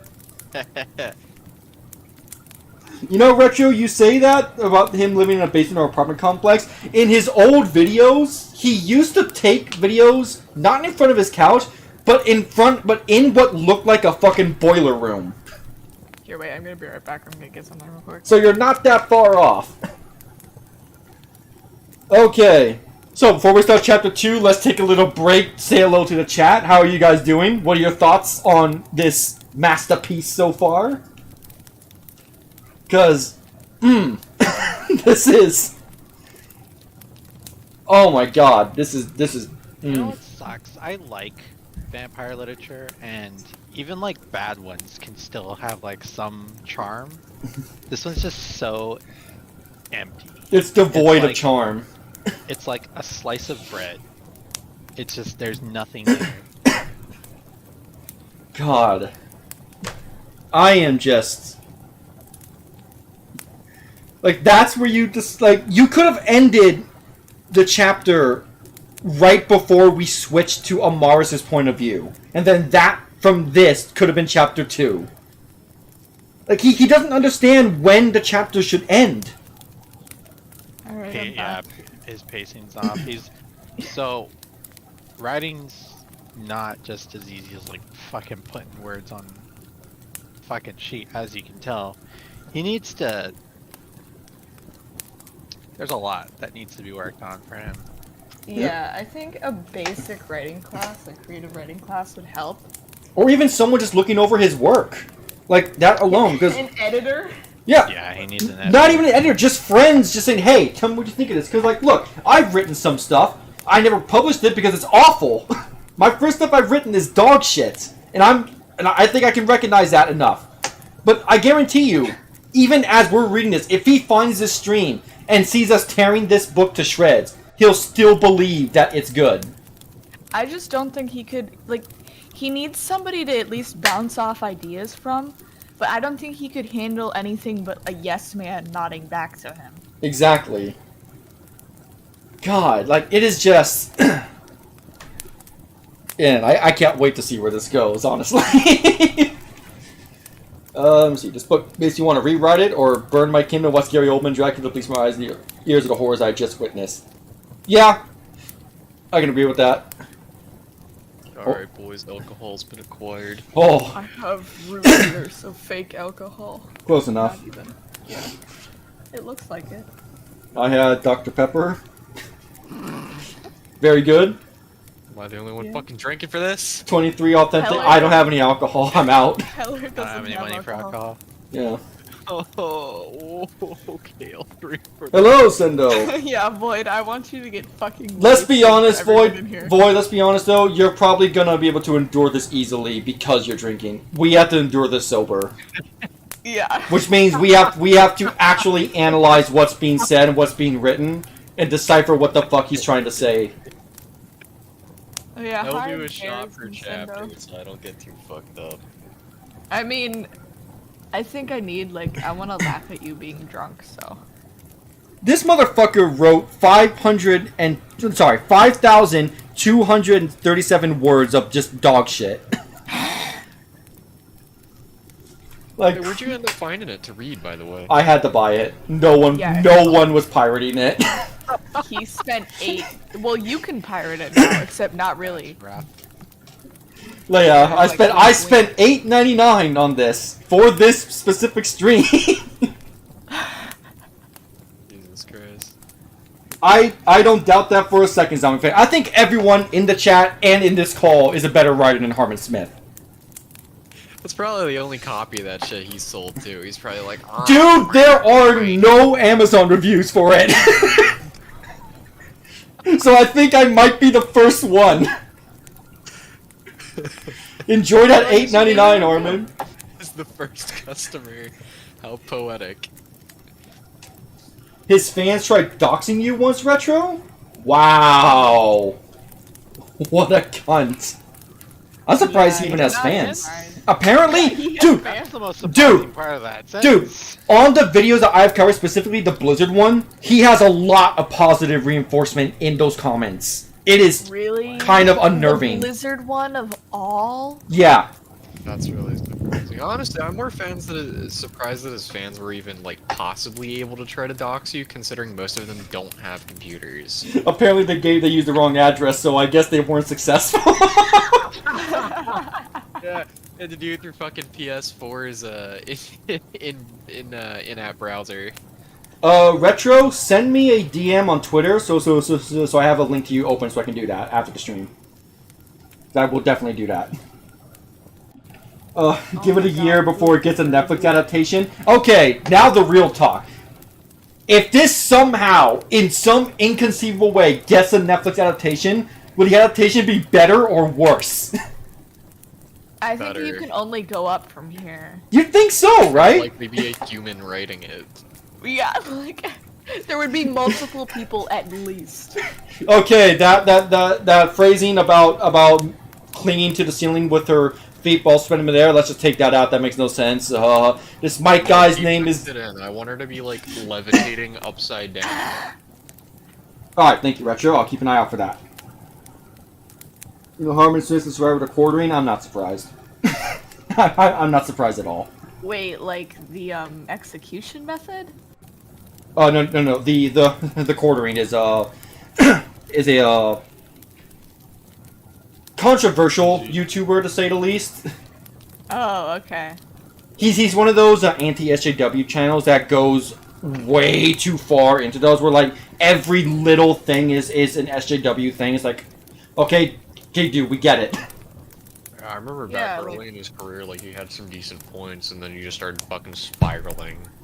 It's clout. Yeah, it's weird. It has to be for clout, because like I remember there was fuck, what was it? I think it was the situation regarding the Coco redesign for Crash Bandicoot 4, where she had the sidewise haircut, and like SJW-ifying Crash. It's like, did you even play the game? She's fine. Like, she's not an SJW insert. She's not a Mary Sue. She's just a character, and it's fine. Like, calm down, please. People are so sensitive.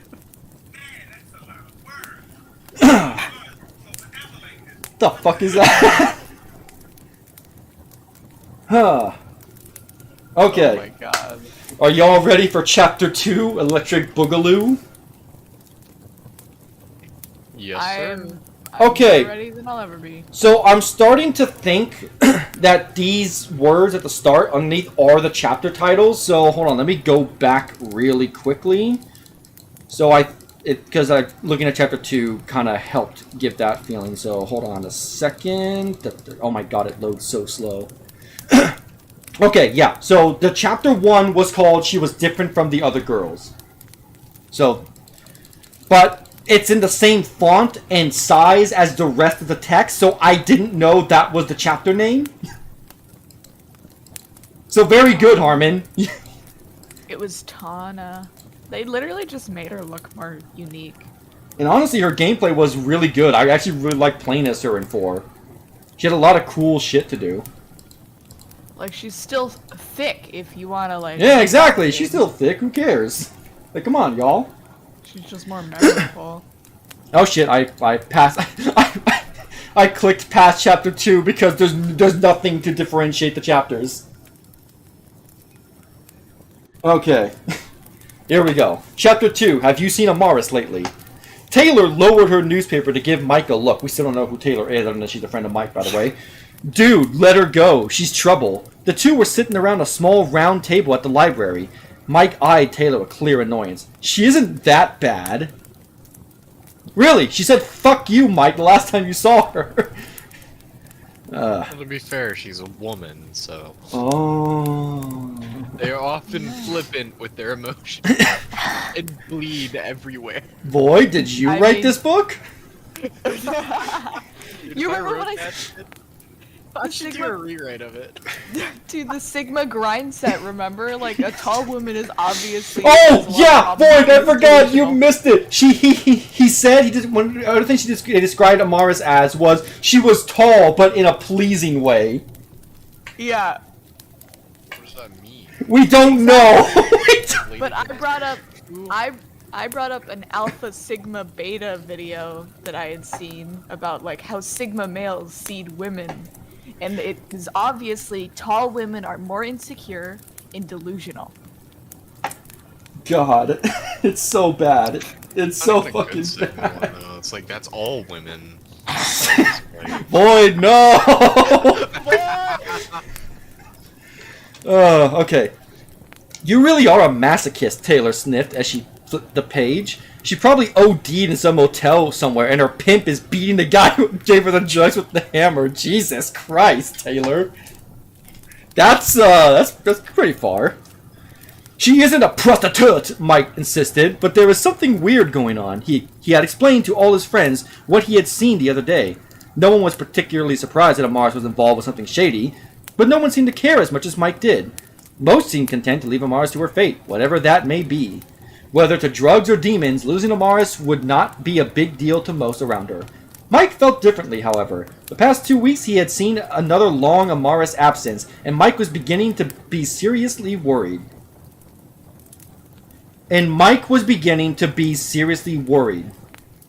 Okay. Okay.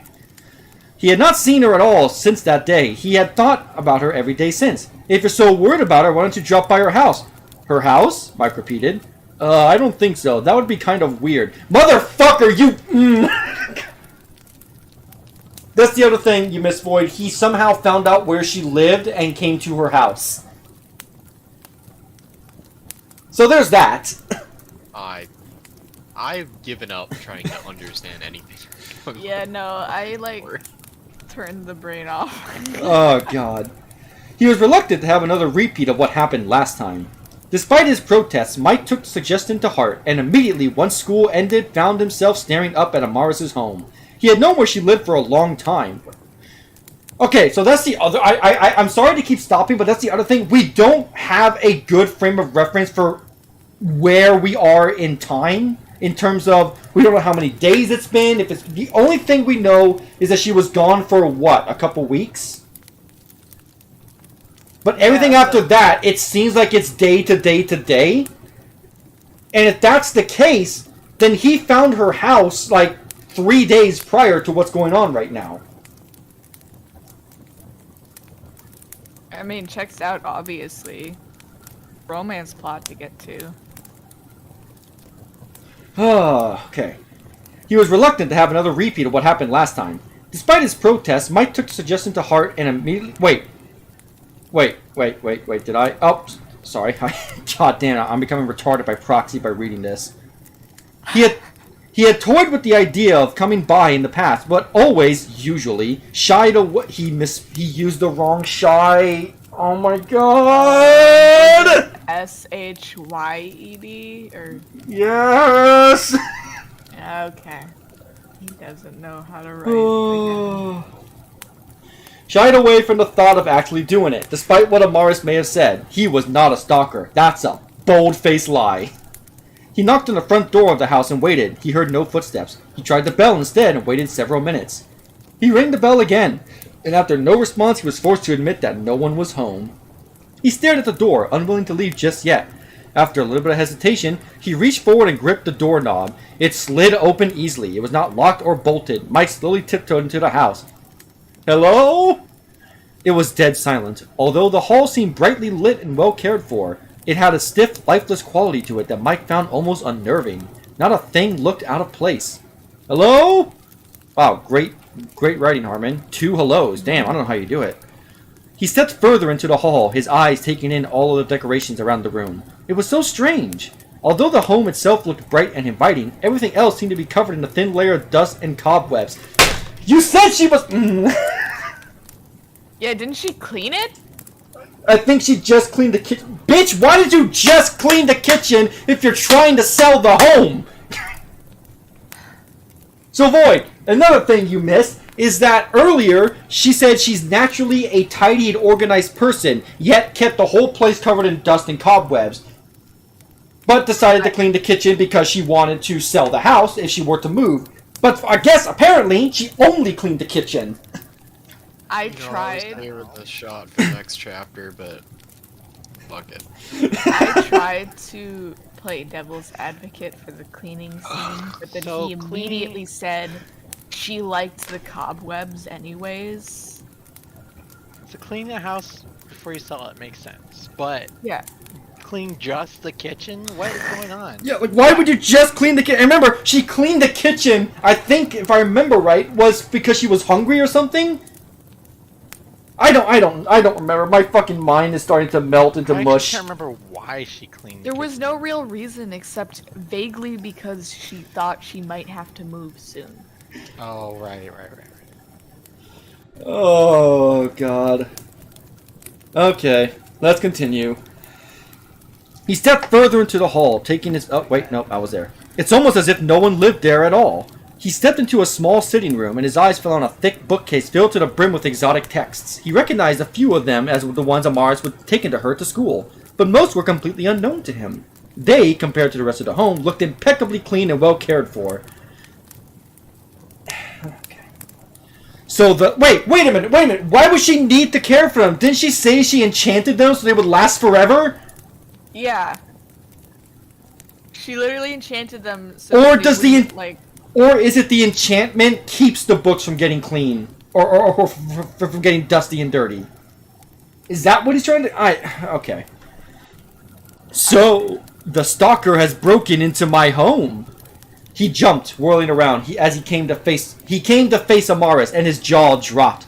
She was not wearing any of the things she usually wore to school. The dark jackets, the gloves, the sunglasses, of course. In fact, she was not wearing much at... Oh no.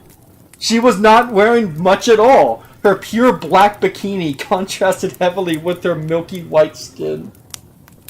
I was just getting some sun, Amaris told him. God, I hope that's the only reason. As she stepped past him in the sitting room, his eyes followed her as she stepped into the room and replaced a book on the shelf. I think I look much better with a tan. Don't you? Do you get it? Get it? He put a funny in the book. Isn't that funny? Aren't you guys laughing? Can I take another shot early? Yes, Yeah. you may. She did a little twirl as if admiring herself. Okay, did she just become a different character? Mike stared at her and then decided to address the elephant in the room. But you're so pale. Amaris frowned at him, tilted her head to the side. The elephant You in the noticed. Didn't Yeah. he just say fuck you this morning? Didn't he break into her house and the elephant in the room is that she's pale?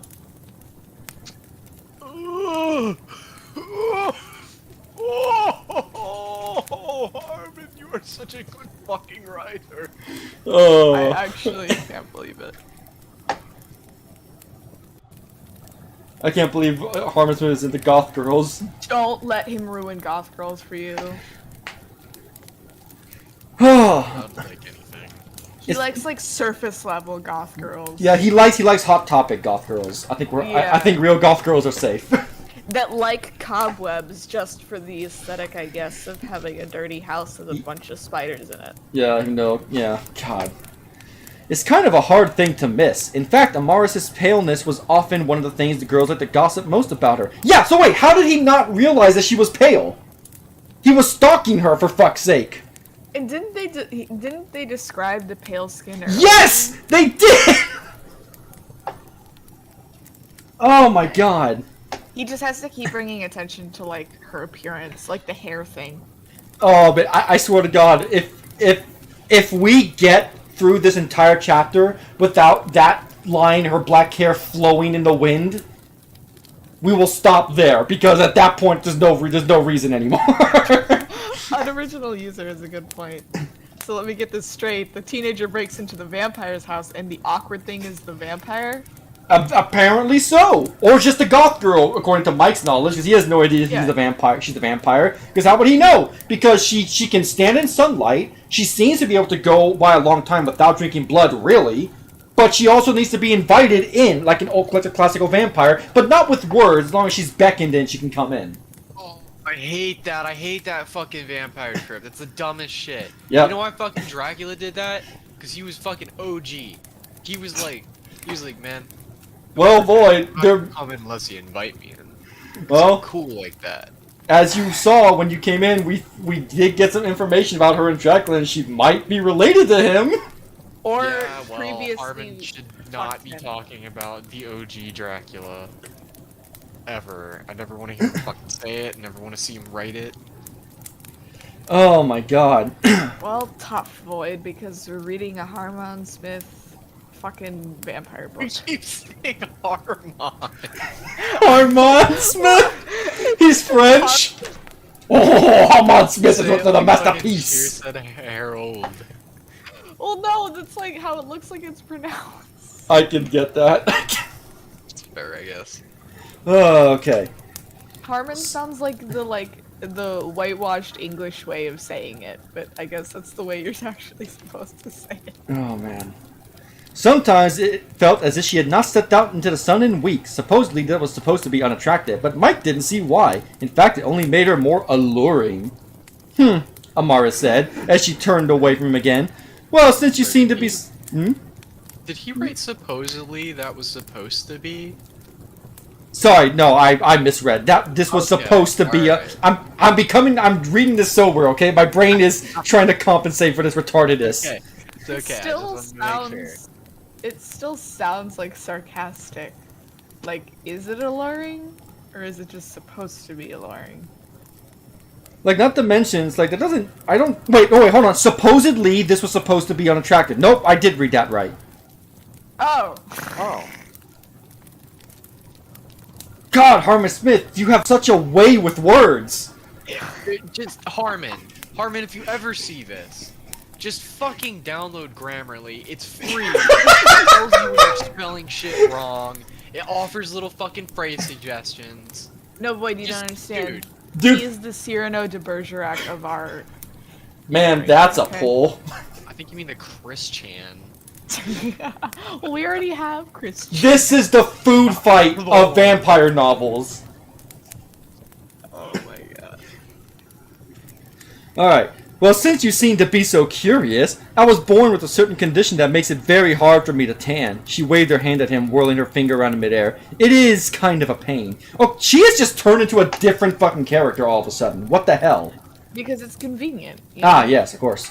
Don't you know? Personality disorder is hip with the kids. Really? Mike asked as he took a step forward. That's horrible. What do you have? She did not answer. She simply stood, facing out the window. You know, stalker, she said, her voice oddly quiet. I've been thinking about you a lot lately. No, you haven't. Mike stiffened. I hope he means that in the literal sense. You have? He sounded a little too eager. Amaris turned around and gave him a small nod. Oh no. Yes, she told him, her voice low and sultry. I went on a date a while back with another woman. Parentheses. Mike stiffened. Ah! And throughout the entire thing, I could not stop thinking about you. Mike was at a complete loss for words at her statement. It was beyond even his wildest fantasies. Okay, so I'm lost for words. I'm guessing what he's going for is the idea of the vampire seductress, right? Luring the person in before she takes a bite. But here's the thing. We know that Mike's not going to bite it because of the text log we read at the end of that one video.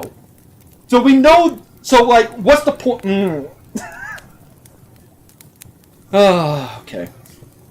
Mike was at a complete loss for words at her statement. It was beyond even his wildest fantasies. Amaris stepped closer to him, her eyes fixated on his with an intense, almost hypnotizing aura.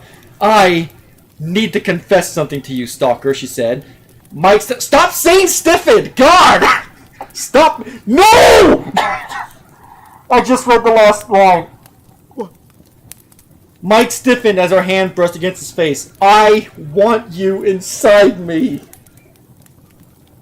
That's an adult woman and a minor. That's an adult woman and a minor. We have full-on statutory rape. Woo! Inwardly, Mike was screaming, "Don't fuck this up! Don't fuck this up! Don't fuck this up!" He said and did nothing as Amara smiled and stroked his head. Good boy, she said softly as she lowered her mouth to his neck, and then promptly pushed him out of the way as something came bursting through the wall at them. Mike, Bruce? it better be Bruce. Mike hit the floor with a thud. Really, I would have expected a thud. As Amara stood above him, her hands outstretched on either side of her protectively. I knew you would come, she hissed. Her voice was especially cool and sinister. You've been targeting my prey like a jackal. Mike stood up, completely dazed. He must have hit his head harder than he thought. Standing there above them, among the debris, was a monster. It seemed to resemble a giant man-eating shark. Yeah, it's Bruce! Yes, it's my favorite character. But his body... Expected that Mike was gonna have an internal thought that he looked like a voodoo shark. Oh my god. Fuck, where was I? There we are. but its body physique resembled that of a person. Amaris spread her arms wider as she stared down the creature. If you believe it will allow you to take him as well, you are sadly mistaken. Mike slowly backed away from them. The monster was horrifyingly enough, but something about the way Amaris was speaking horrified him to his core. He had to get away. He had to. The creature widened its smile as it stepped forward. Do you really think you can stop me? It rasped. I know I can, Amaris replied coyly. Mike screamed as the thing dove at him, its shark-like mouth opened wide. Amaris growled as she kicked out at it with her heel. The shark shrieked in pain as the surprisingly sharp heel penetrated its skin. Blood erupted forth, bursting forward up onto Amaris' face. She clutched her mouth tightly as the shark backed away. Mike let out a panicked breath. Just what had he just wandered into? The girl he liked had just stabbed the shark man with her stiletto. This was a dream. It had to be. The shark pulled back, snarling at an impassive-looking Amaris. You will not feed, Amaris, the thing rasped. Every time you try, I will be there to put a stop to it. How does he know? I was gonna ask! How does he know? Because we don't...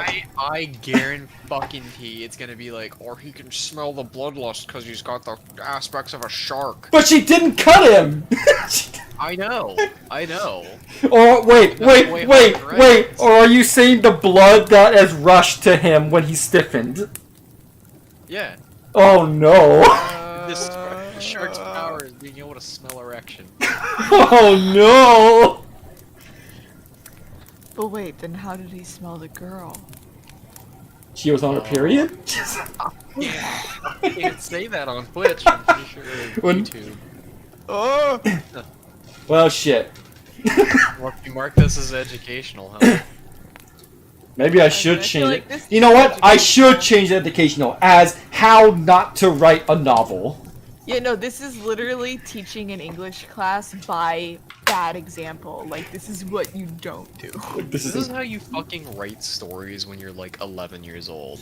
exactly. The whole thing is just, and then this happened, and then this happened, and then this happened. I'm Yeah, surprised but he even the uses way- periods. Go to the part where he was like, when she fucking put the heel in him. He was like, Alright. blood erupted. Blood erupted forth, bursting forward up onto Amaris' face. Yeah, okay, so blood erupted forth, bursting forth. Yeah. Like, okay, did you really need to say that twice, Harmon? It means the same fucking thing. God, it's like a text version of Filmento's videos where he just says he puts so many words in the sentence just to make the sentence sound longer than it needs to be. Oh my fucking god. Okay. It's like saying end as well as. Like, okay. Exactly. Amaris stood impassively as the thing just as suddenly as it. Okay, we know his name. You could just say Bruce.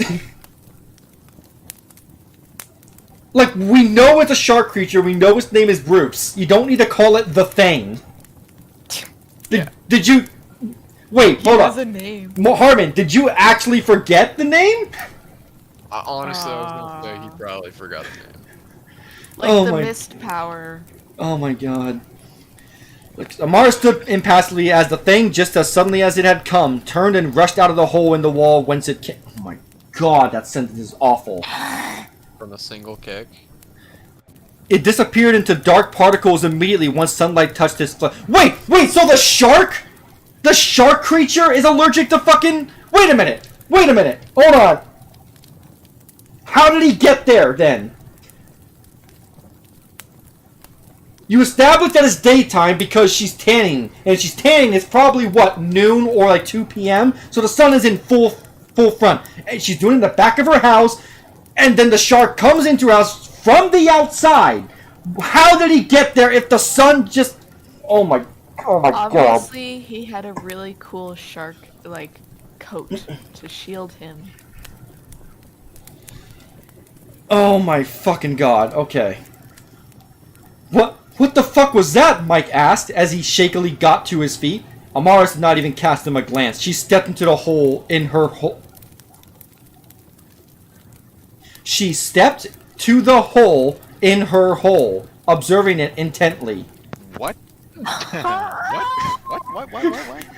What does that mean? You know, the hole in her hole. Yeah, has dude. to be Fucking a Mike typo. Stiffman, bro. Come on. No. Are you telling me the shark is a metaphor for her day of the month? Her time of the month? No, it's Shark Week. Yeah, Shark Week. Basic vampire anatomy. Female vampires have an extra hole. Alright? Yeah, It's a shark hole?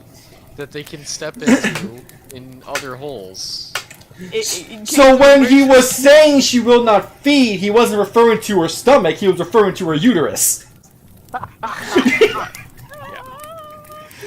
Ever seen the movie Teeth? Oh, Ah. why did you remind me of that? Why would you It has why to be a typo. why would you do this to me? Okay. She said. It burst through a wall last time too. Can it not appear inside Can it not appear inside buildings? What do you mean? He was just in your build. What? Harmon, the word is materialized. Okay, we clearly don't understand where these fights are taking place because I thought that the fight at the blonde girl's house took place in the living room and kitchen because that's where it happened. Just like I thought this happened in her house. Unless you're saying unless you're saying he can only open portals through buildings. But then why would you say he cannot appear inside buildings? Because he clearly did. Because he's a voodoo vampire shark. Yeah. That's why you can tell when she's about to feed, even though it doesn't make sense. Oh my god. Yeah, also I love the use of voodoo witch doctor just for no reason. Yeah. Yeah. Mike took an angry step forward. Answer me! He shouted at her. Amaris ignored him. She stood in her tight, revealing... No, stop it, stop it, stop it, stop it. She had the body of a 17-year-old. I don't care how old she is. Stop it. Oh my god. In her tight, revealing bikini and stilettos, staring at the wall. It will be back for you, I think. Mike pulled back from her. Huh? I will make a deal for you, stalker, Amara said coolly. As she turned to face him. As you now know, I am in the middle of a battle with a monster. It seems to want to use you to get to me. I need your help in luring it out so I can kill it. Mike stared blankly. She tilted her head. Do you need me to repeat myself? I have so many questions, I don't even know where to begin, Mike muttered, clutching his head. Okay, this thing, why is it after you? She answered promptly, because it wants to kill me. Wait, Mike, you just heard her say that it's after you.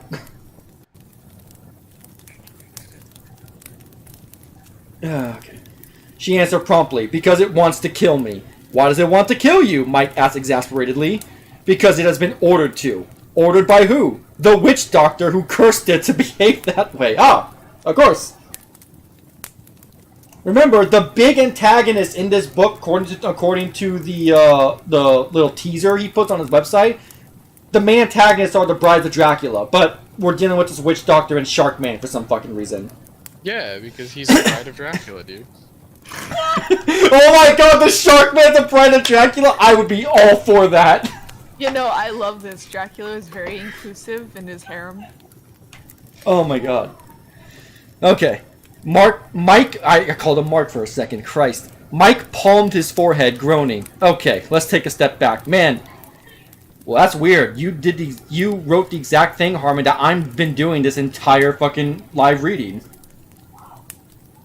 Or perhaps several steps back. He stared at her, trying to read her expression.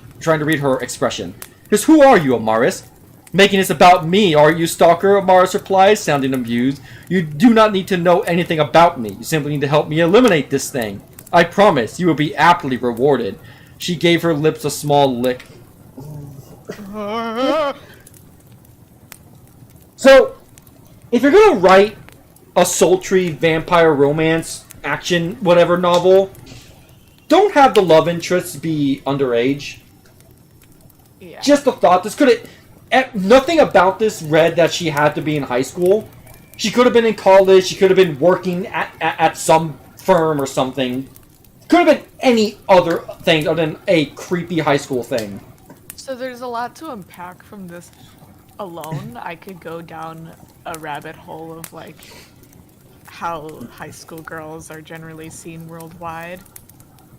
But I think the biggest takeaway is that I think although he's still causing it in a roundabout way, he can thirst after Amaris if she's technically not a minor. Yeah, but everyone with half a brain cell knows that it's okay because she's technically a 1,000-year-old vampire is fucking stupid. Well, yeah, but do you think he has half a brain cell? No. I don't think he even has a single brain cell that works. Oh, he has a quarter of a brain cell. He probably got his fucking mom to type this in for him because I don't think he has the mental capacity to do it himself. He had a hamster in his brain at one God. point, but I think he dropped it after the Bloodborne video. Okay. She gave her lips a small lick. Mike's eyes fell on them, wondering what they would taste like. Like lips, you fucking idiot. So, You're- wait. Real quick question. What is this book like? What's the genre of this book? I don't know. What? It doesn't have one? Let me check real quick. Hold on. Like when you bought it or anything? Let me find out. Okay. Because I think the authors have to put the genre themselves. I don't think he's smart enough to put that I in. guarantee if he has a genre, it's dark fantasy. Because that's all his little fucking rat brain process. Okay, here we go. Not even. Cruel and Beautiful. It has no genre. It doesn't exist. Huh. Like I thought, he's not smart. Wait, hold on. Oh. I don't think this is right. I think he's lying about this. Bestsellers rank number 3,826,696 in the Kindle store, 11,787 in Gothic fiction, number 21,217 in action adventure romance fiction, and 30,313 in romantic action adventure. I don't believe for a fucking second this is ranked anywhere. Let's take those numbers. That's the amount of those types of books there are. So it's bottom of the fucking board on every note. That's the way I'm gonna choose to view it. Oh god, I dude. feel like there are more of those. He doesn't even have a profile picture on his Amazon author page. How did he even get this like printed and published? I don't think it's It's not printed. printed. I don't think it's printed. Really, really easy, May. It is Yeah. really Really? easy. I knew a dude in high school who would write really bad anime books. Yeah. What's that guy? Oh fuck. Fucking Voxus Productions on an EFAP. One of the EFAPs. He read a. There was this guy who has mental problems who writes books, and a lot of them are like gay erotica, but like with like really weird things. Like one of them he was reading was talking about how donuts are outlawed because donuts invoke like gay orgies or something like that. It's a wild book. I would love to read that, but I don't think I can read that on YouTube and not get struck down because it's really graphic. Oh man! But if Videos you can't monetize. if that can get published on Amazon, anything can get published on Amazon. Let's be honest. Okay, continuing. Where were we? Your role is to help me defeat this jackal, Amara said. The sooner, the better. Well, wait, Mike Stammer, shouldn't we get the authorities involved in this? Hey, the first semi-decent thought out of Mike's mouth. What do you know? I can't wait to see how he ruins this. Although standard police forces were not equipped to deal with monsters, they were more than able to get into contact with those who were. Even this idiot knew that much. I cannot do that, Stalker, Amaris told him. Doing so would be suicide for me. She closed her eyes, taking in a deep breath and opening them again. Mike gave a startled cry and leapt backwards at her blood-red stare. I cannot call for someone who can hunt monsters, Amaris said, shortly, as her eyes faded to her usual attractive black. For you see, I am one. Really? You don't think he could tell at the fact that you just nonchalantly dealt with the shark man? Okay, so monsters are common knowledge, enough so that where people know that they can call the police to have monsters dealt with. Yep. But she has done very little to hide her identity as one. Yep. And they somehow don't know. Blindly trusts this kid. Even when she was like caught with the witch doctor, she's like, don't tell anybody or else. Instead of just like, killing him like she would have, because they were alone out there, everyone else was in class, so she could have easily killed them and got away with it. Or even just like... The only Cruel and Beautiful I can find is written by different authors. That's right, Zombie Fan. Even the title isn't original. You have to specifically search Cruel and Beautiful Cody Lee to find it on Amazon. Because there's a different Cruel and Beautiful by a much more talented author that exists. Oh. Armin, you were a fat idiot. Oh, man. Mike could not tear his eyes away from hers. Amaris, he said slowly, just what exactly are you? Instead of answering, her gaze hardened. That is no concern of yours, Stalker, she said, her voice cool. All you need to do is help me defeat this monster. She paused, as if considering something. If you help me, I will give you a kiss. So, okay, another thing just came to mind. So, this is a universe where authorities can contact monster hunting squads. They have vampire hunting sections, they have... Basically, monster hunting is a mainstay in this universe. So you would think he would be able to surmise by her appearance what the fuck she is. Like, you can't tell me that they're in secret, a la fucking Hellboy,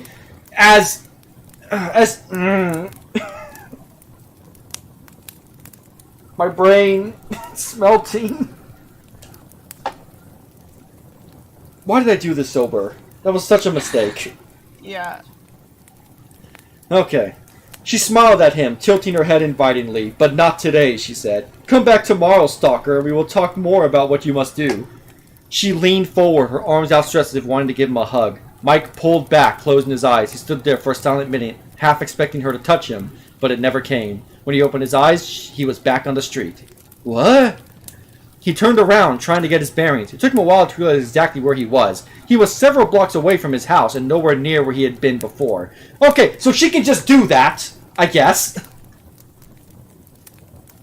Yeah, And let's be clear, she said the monster cannot appear... Okay. Alright. I'm done trying to figure this shit out. Let's... Wait, his Eye of the Dragon book has reviews? Huh? What? Okay, hold on. Quick side note. I need to see this. It has 2 reviews. Oh. One gave it a 5-star, another gave it a 1-star. Gee, I wonder who the 5-star is. Hold on. Are they written? There's only... Oh my god. No, the only one that has words for it is the 1-star. Worst thing I ever read by Rick Johnson. Thank you, sir. You're doing God's work. A king. Oh my god. Okay. Where the fuck was I? What in the world had he just fallen into? Once again, Amaris did not show up to school the next day. His friends had grown bored with discussing the possibility of why she kept vanishing, but Mike could not bring himself to explain what had happened. Well, yeah, because you'd be seen as fucking crazy. He thought of little else all day. Amaris was involved in some dark shit. They had all suspected as such. He's beginning to dread learning just how deep this rabbit hole went. Oh, we're discovering how deep this rabbit hole is going, Harmon. Just not the one you want us to learn about. But he also found himself thinking a lot about Amaris and what she must be going through. Having a creature like that out to get you, it must be horrifying. Amaris must have been scared out of her wits. Did you not pay attention to what happened that entire encounter? What are you talking about? He clenched his leg with his fist.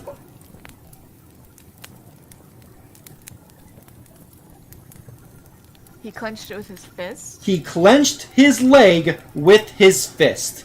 Not in his fist, with his fist. With his fist. Okay. Amaris was relying on him to help her. He had to help her. He had to. Jesus Christ! I wasn't short-circuiting my brain. It's he actually wrote he had to 3 fucking times. He had to help Amaris. He had to. Yes, we get it. You can say that twice. He was anxious to see her again, to see what she wanted from him. And once class was over, he was back in front of her house, staring up at it. He could see her standing by the window on the 2nd floor, staring down at him. The front door opened all on its own, and Mike stepped in. Ah! Amaris was standing at the top of the stairs. She practically glided down towards him, and Mike flinched as she wrapped her arms around him. It is wonderful to see... This is the weirdest fucking heel turn for a character I think I've ever seen. Like, this might as well be a different character than the Amaris dude that was showcased in chapter 1. Like, not even like any kind of sign of growth or change. It just... Nope, just 180. Ugh. Amaris told him. She pulled away slightly and lightly touched his face. Please, follow me. Mike did as he was told. He followed her as if in a daze to her kitchen. It was a spotless, shining room. Amaris waved her hand at a nearby chair, and Mike sat down, staring straight ahead. He had to help her. He had to. He had to help her. He had to. Stop writing like this! What was he to do? What was he to do? What does she need him to do? What did she need him to do? Is he trying to imply that she's hypnotizing him?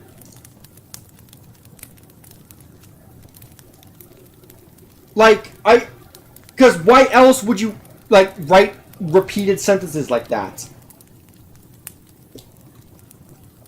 Oh my fucking god. Our enemy, Amaris said, as she stepped around him, trailing her hand along his neckline. He shivered at her touch. Is a shark. Do you know anything about sharks? He said nothing as she drew little circles on his neck with her hand. Her hand was soft and cool. Her touch made him shiver. Sharks are predatory fish that... Hold on. Give me a second, folks.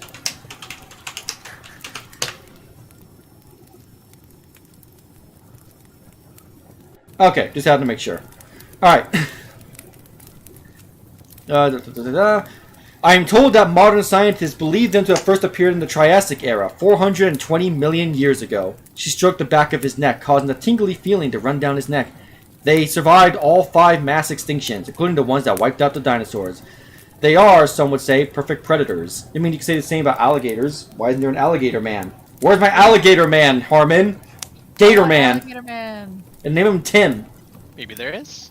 He's got sunglasses. You know what? Maybe there muscle, is. pink, a beer, flip flops, Oh. and socks. Wait, I feel like you're describing us. Understand why a voodoo man summoned a fucking street shark? It is a street shark!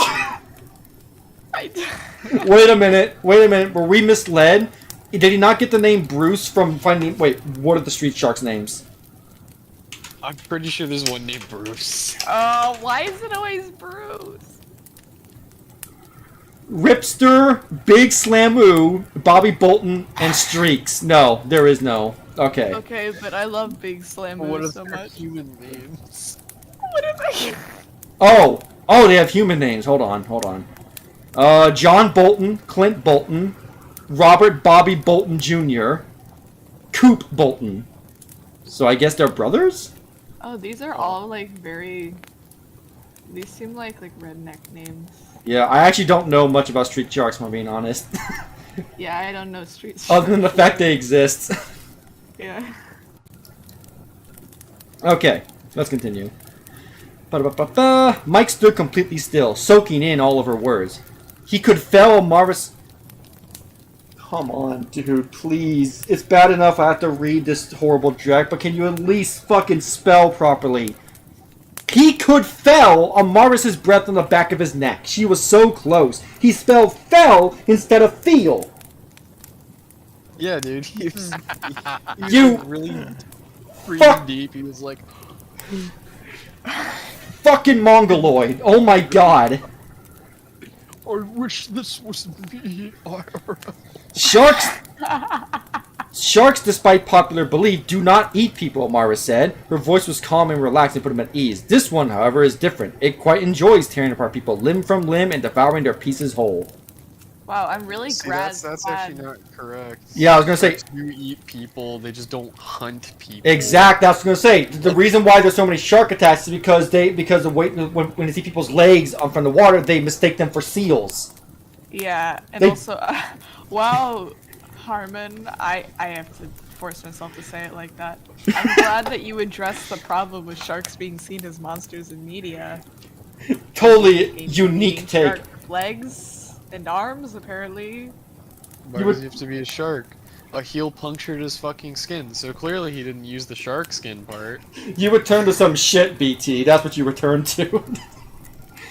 Yeah, no, BT, this is just gonna get worse and worse.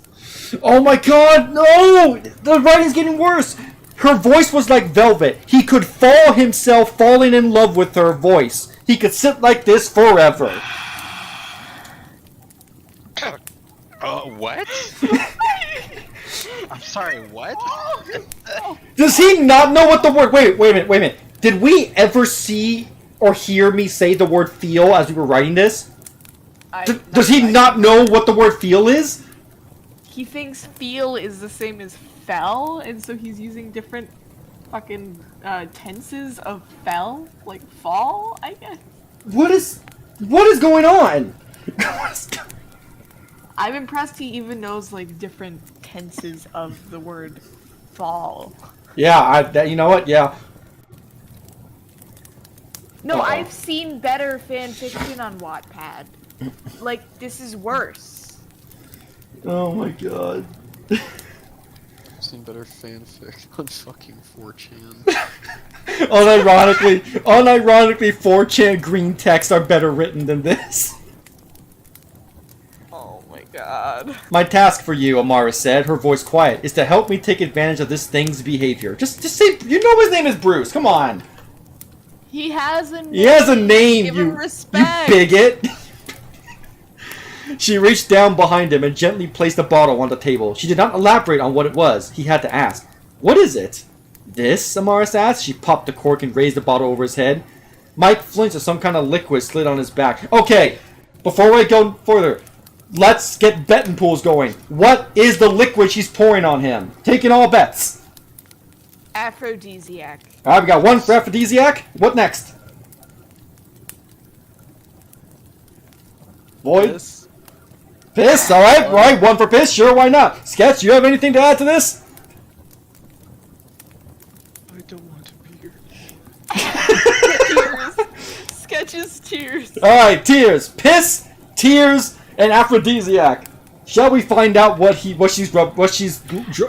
Acid, I hope so. Rancid, come. Come, alright, that's four. Acid, alright. Well, I got some bad news for you. You're all wrong. Amara set the bottle aside and began rubbing it into his skin. Hot sauce! Why? Is she flavoring him? Hot? Very, very potent hot sauce, Amara said. Enough of this would kill a person. I would say a lot more would kill a shark, don't you? Yes, no. It's not even poison, it's hot. I don't think that's how it works, you dumb bitch. It's not poison, it's hot sauce. Look, bitch, She's going to kill him with hot sauce. Look, being Hispanic, I have consumed an inordinate amount of hot sauce over my years living, and I'm still alive. So I don't think hot sauce is gonna do anything to a mutant man shark apart from give him a slight burning mouth. Forget that he's magical too. So like, Oh yeah, so it might not even do anything. You're right. He's fucking magical. I forgot. We have someone dying in chat. Oh no, BT, no! Oh my fucking god. BT, protect the pilot. Come on, No. man. Pray for BT. Oh no. Mike bent his head and allowed her to do this. Something was very wrong. He should have been panicking, but something about the way she was treating him made him unable to even move. He didn't want to move. Amaris, he noticed faintly, rubbed the hot sauce all over his body. How did you notice faintly? No. Yeah, isn't this supposed to be like a sensuous scene of where she's massaging? Oh, give it a second. I bet you it will. I bet you it will.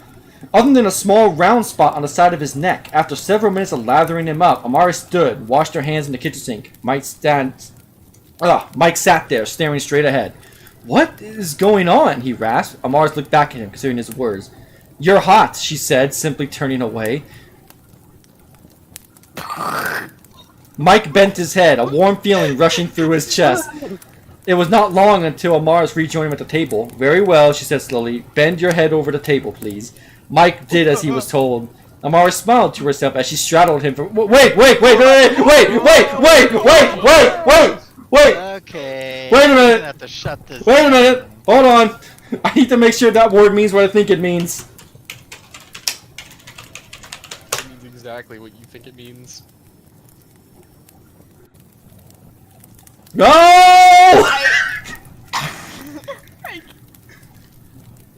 So. I wonder if he's gonna stand in the hole that she's standing in the hole. While he stiffens.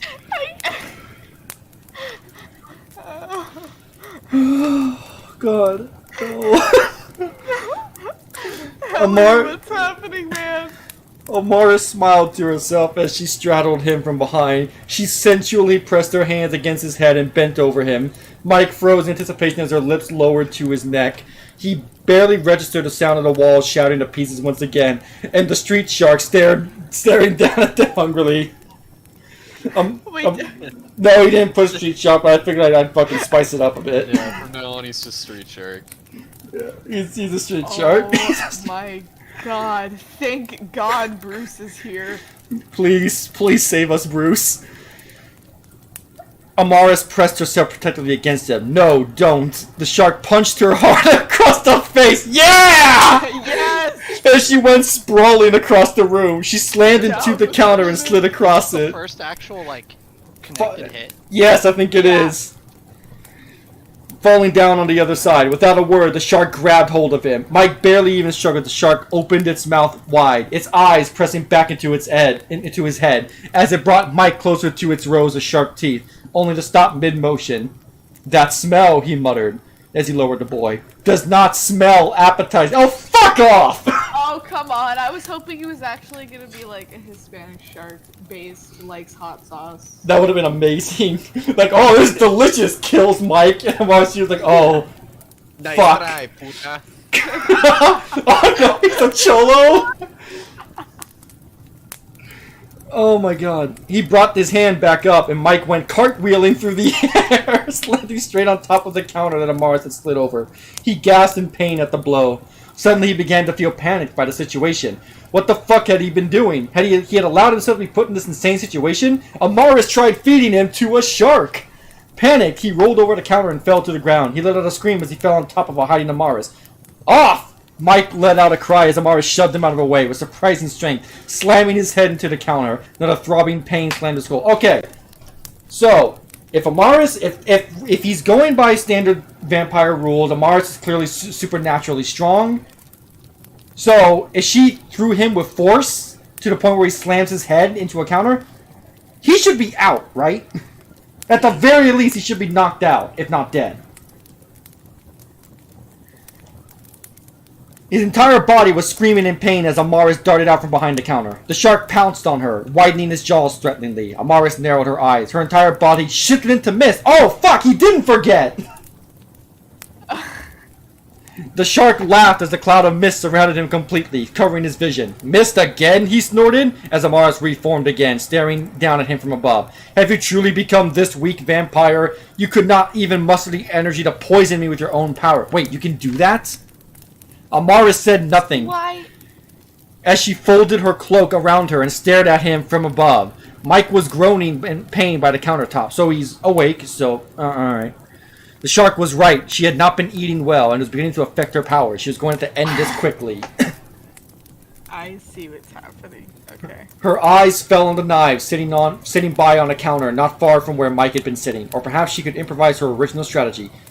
Mike, my love, she called, her hypnotizing gaze on him. You must take a knife and cut. The shark bent its legs and leapt upward at her.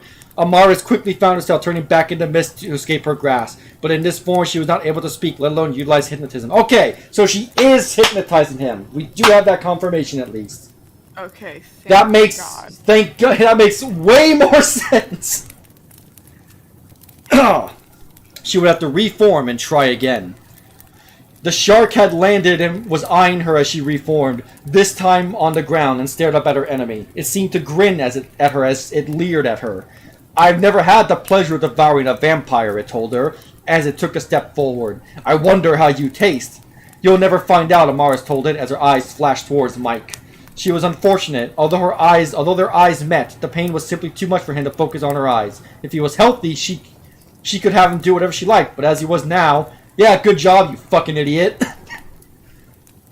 The jaws darted toward her again, and once again she dodged, sidestepping the blow. She was feeling a little lightheaded. The lack of food was starting to get to her. She had been hungry for days now. Her enemy had made a smart move by attacking every time she tried to feed. She was not even fighting at a fraction of her strength. The shark struck out at her with a mighty hand. Amaris grasped as the thing slammed into her face, sending her sprawling. You know there's other words you can use besides sprawling, right, Harmon? Yeah. He obviously does not know them. No, so that's a word that he just learned recently, and he thinks it sounds cool, so now he's using it all the time. He's like, oh yeah, this is what real authors use. She stared upward as the thing's foot slammed down onto her stomach with a force that could have killed the living woman. You could have just said human woman, or normal woman. Why did... Okay. You don't They even have need to to- specify. It just could have been the force that could kill. Yeah. Like, Amaris stared up at it coldly, without even the smallest sign of pain or discomfort. How much pressure can your body take, I wonder? The shark asked her, as it leaned forward. I think it's true. I think Harmon actually forgot his name. Because this is weird. Yeah. Its jaws widening over her head, Amaris did not struggle. She stared at the maw of the beast calmly, taking in its many fangs. Amaris! A small figure slammed itself into the shark. The thing tilted its head to get a better look at its attacker. Mike grimaced as he pulled away, bloody knife in hand. He had stabbed the shark in the back. It stared at him as if unable to believe what he had just tried to do. Mike flinched away from his gaze, turning his gaze down towards Amaris instead. Amaris found her chance. She met his eyes. Mike took several steps back as he raised the knife in a downward position above his head. He brought it down and impaled his own thigh, sending blood spurting everywhere. The shark stared at it for a while, as if unable to believe it. Blood!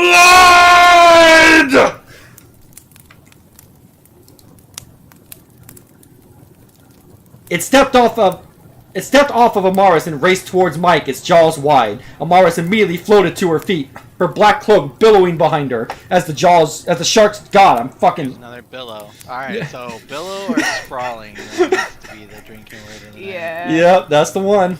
And also, anytime he Listen, man. mentions her I'm hair, the only one fucking drinking. I'm not trying to get out. I mean, it would be a mercy, I think. Yeah. As the shark's jaws came down on Mike. He's mine, Amaris snarled as she leapt onto the... Wait a minute. Did she even get the blood in her mouth, or is just the sight of blood? Nope, she didn't. There's nothing here saying that she got the blood in her mouth or drank the blood. Or I guess just the sight of blood gives her powers back. Okay.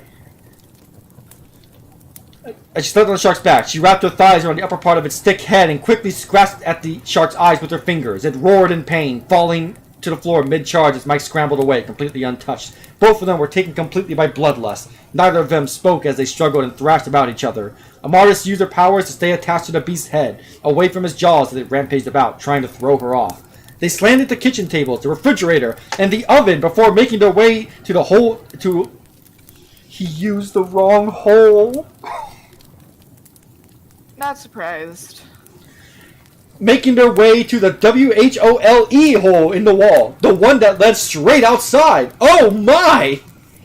Amaris smiled to herself as the shark stepped over the side of the building, completely unprepared for the fall. Completely tilted over. Amaris quickly leapt off her enemy as it crashed to the ground head first. A loud crack filled the air. It was not a large fall, perhaps a story or even less, but falling from any height head first would snap a person in two. The shark, having been cursed with humanoid features, certainly seemed to be no different. But he has a shark head! What do you mean? Wait, are you telling me there's a human neck attached to a shark head? Because I was under the impression there was a shark head just on the fucking shoulders of a human body, so there wouldn't be a human neck. I was picturing a horizontally aligned shark with like human legs the whole time. No. Like a normal shark, just with like legs sprouting out of the bottom of it instead of fins. Yeah. It's pretty good. That is pretty good. I like that. I like that a lot.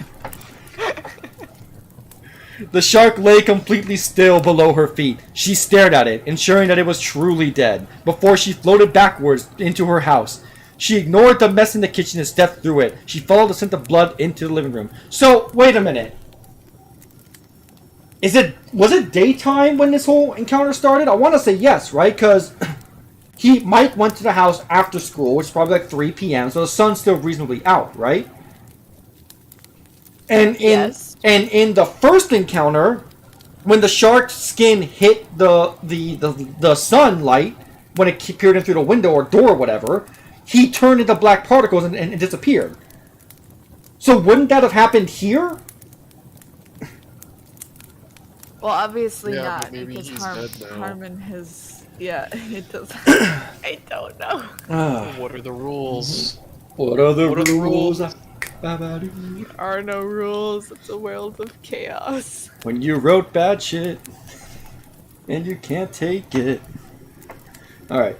Mike was lying on the couch, his blood staining the cushions. He had knocked aside some tables and chairs to reach it. Blood spatter was everywhere. But Amaris hardly noticed. She stared hungrily at Mike's gasping, pained form. Her eyes stared past the hot sauce. I forgot about the hot sauce. She had massaged into his skin to focus on the stream of blood running down his leg. He froze as she stepped inside the room, licking her lips. I want you.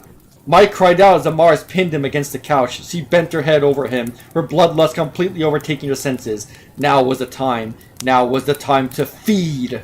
She bit down on his neck with unusual ferocity. Mike cried out in pain rather than pleasure, and tried to shake her off. Amaris tried her best to hold him down. She had not lined up her bite exactly correctly. You could have just said exactly or correctly. You could have used one of those. You didn't need to use both, man. Come on.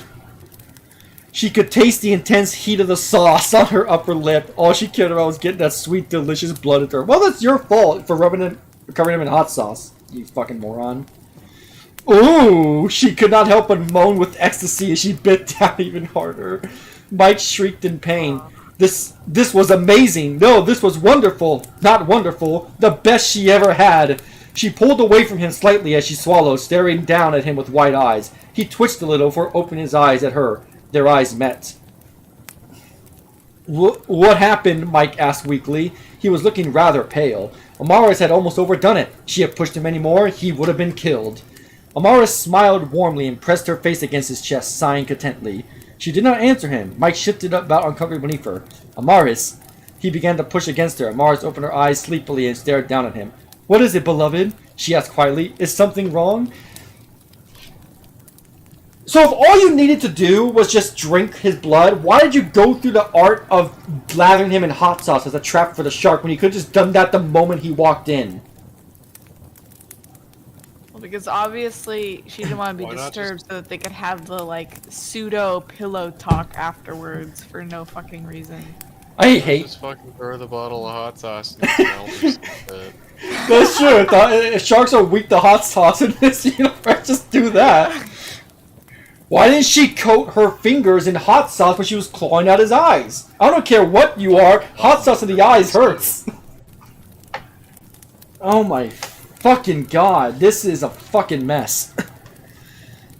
She met his eyes and he fell limp against the couch. She sighed irritably, shaking her head at him. She felt a little woozy. She disliked using her powers immediately after feeding. She much preferred resting on top of her victim. She pressed her hand against Mike's chest and sighed. I guess sighed is the other word we're going to be using for a drinking game. She began to trail little circles on his chest with her finger. Why do you... That's the third time she's done that. Why do you keep harping about that, Harmon? That's what Harmon imagines women do in real life when they fucking don't. Oh my god. She wanted to tear into him again, but his body could not handle it. He was the most delicious person she had ever feasted on, and she could not wait to feast on him again. But with the situation, was that even possible? Her enemies would send more and more powerful enemies after her. Jesus fucking Christ. And keeping this stalker could turn out badly for her. But she liked his blood too much to care. You have failed. The witch doctor, oh I guess he's here now, stood in the center of the 3 thrones. Wait, thrones? What? His head bent. My first creature failed. Oh, Jesus Christ, he transitioned to scenes that I couldn't even tell. The witch doctor stood at the center of the 3 thrones. His head bent. My first creature failed, he said. But if I were to be given another chance, another creature, no. The voice came from directly behind him. He flinched at the noise. No, he repeated. But you've had your chance to kill Amaris Yu, the voice continued, as if he had not spoken, and you have failed. I have come far closer than any of the others, but you did not kill her, another voice continued. Okay, wait.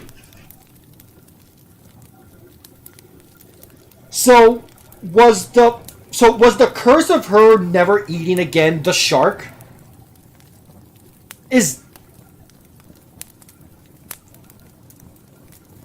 Why are you trying to understand this? Yeah. Because I need to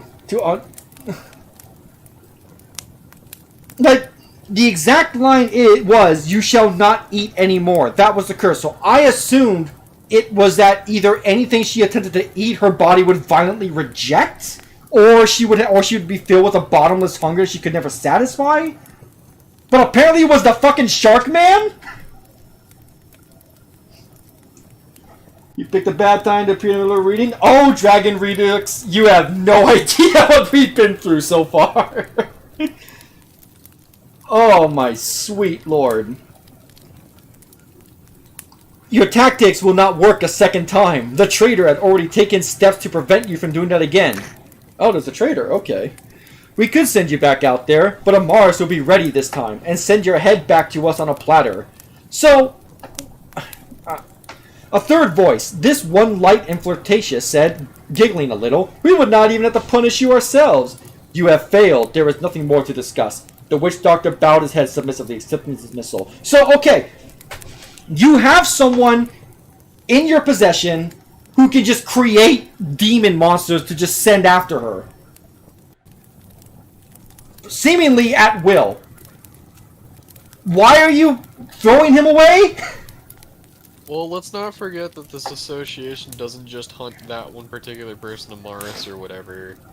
It's literally for any monster fucking mishaps, so why would failing on one, like no shit, there's gonna be failures? I'm so fucking confused. I'm so tired of that fucking story trope where, like, person fails, therefore they're executed by their overlords. Like... Okay, let's continue. Oh, by the way, we scene transitioned again. Mike shuddered. He felt exhausted and worn out. His eyes fluttered open. His arms felt extremely heavy, but he was warm and comfortable. The most warm and comfortable he had been in a long time, in fact. Ah, you're awake.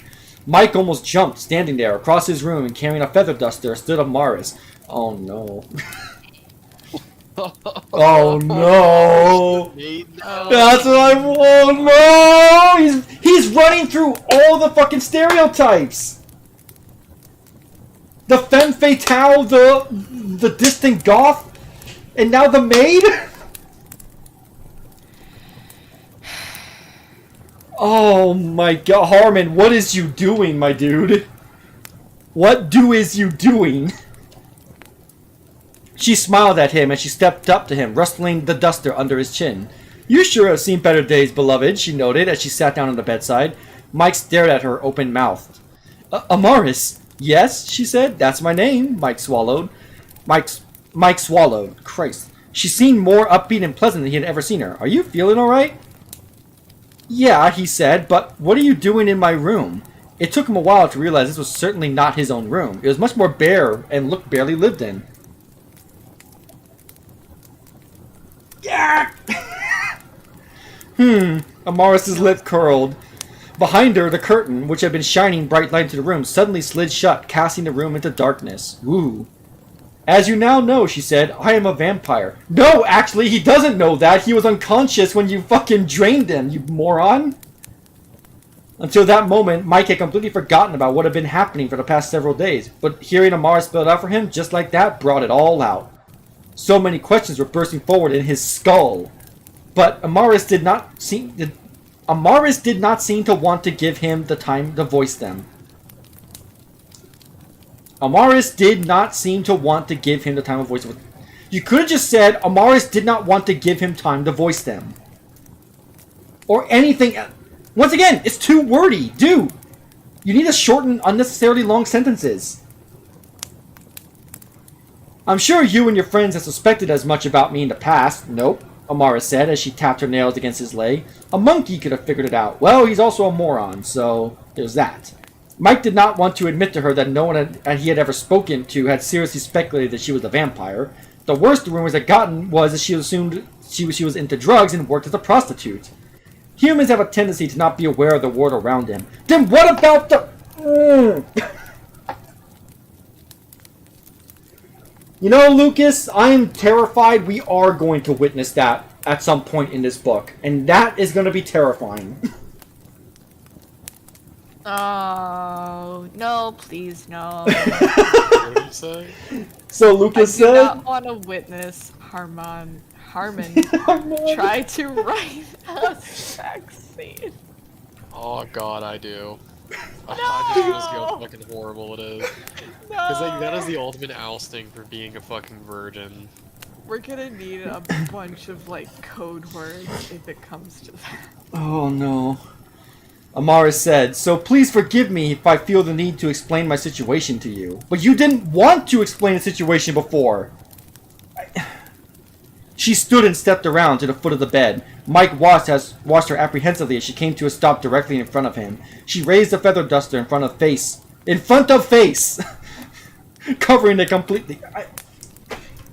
You know, I forgoed playing Tales of Arise or Deathloop for this. And I'm regretting it immensely. Yeah. In modern times, mankind has been nearly driven to extinction, Amaris began. It is commonly thought that it is because of scientific advances improving vampire hunting methods, but that is not actually the case. In reality, a political situation in the late 19th century involving the death of our leader sent our kind into turmoil. A bloody civil war erupted among our kind, one that lasted far longer than either of your world wars. When it ended, 3 individuals had almost complete control over Europe. She paused. They were the brides of Dracula, she said, and their first order of business upon gaining power was to eliminate all opposing vampire covens, her eyes flashed, including my own. Wouldn't they want to subjugate them to maintain control of the region? No, shut up. Harmon doesn't know about that shit. Why would they do... He knows his anime and bad opinions. If only he watched the Castlevania anime, he could have come up with a better idea of how this shit works. You know for a fucking fact that he would think that is the worst shit he's ever seen. He probably does, yeah. He thinks Attack on Titan is fantastic, and well, we all know how that turned out. Yeah. Why would they do that? Mike asked, completely enraptured. Oh, of course he is. Because of how the vampire hierarchy works, Amaris explained. As we age, we become more and more powerful, and therefore more of a threat. Vampire covens have traditionally always been at war with each other, albeit never to the point today where one coven rules absolutely. So, wait, okay. So, you have a vampire, the whole idea is that vampires grow more powerful as they age, and so covens can become a threat. But if the covens, the ones in charge, the Brides of Dracula, are probably more powerful than all of them, then it'll just be a sliding scale where, yes, the covens would be more powerful, but they would also be more powerful. So they wouldn't need... Well, at least we're getting some exposition. I need to exposition my position the fuck out of here. Okay. Her gaze hardened. Due to the very specific powers of the Triad... Male vampires have gone virtually extinct. Why? Mike stared at her, open mouth. Oh. I've never heard that. As I said, there are a lot of humans not aware of when it comes to... There is a lot that humans not aware of when it comes to our affairs, Amaris told him, or our history. Which I still don't believe, because you said, not like 20 pages ago, that there is a vampire hunting government organization in the United States. So clearly, knowledge of vampires and other mystical creatures should be commonplace. I don't even know, but this is really Unless you want convenient it to be like because some kind of fucking Area 51 type bullshit. I don't understand. this is convenient because now the vampire goth women all need men to reproduce. Oh no! You That just doesn't realized make sense though. They can just fucking turn people, or maybe not in this universe. I don't know. Yeah, Oh my no, they God. already are fine in sunlight, so. Oh my god. She stepped forward and crawled onto the beds on hands and knees. Oh no. Her back arched upward. Mike gasped as she leaned close to his face, her gorgeous black eyes shining with an unusual light. Or about me, Amara said quietly. They stared at each other for several seconds. Mike could feel his heart racing. That is my story, Amara said. There's nothing about you there! That's just a history of your kind! What do you mean, your story? You didn't explain anything about yourself, you dumb bitch! Oh my god! Oh my god! Oh my god! That's like asking someone, so like, tell me about yourself, and they tell you about like What? family like history. Like, oh yeah, my like great grandfather. So Seamus, tell me a little about yourself. Ah, it all started in the wee host of Scotland. Like, wait, what? Huh? Hey, tell me about yourself. Oh, my ancestors were slaves. Oh. That's so terrible.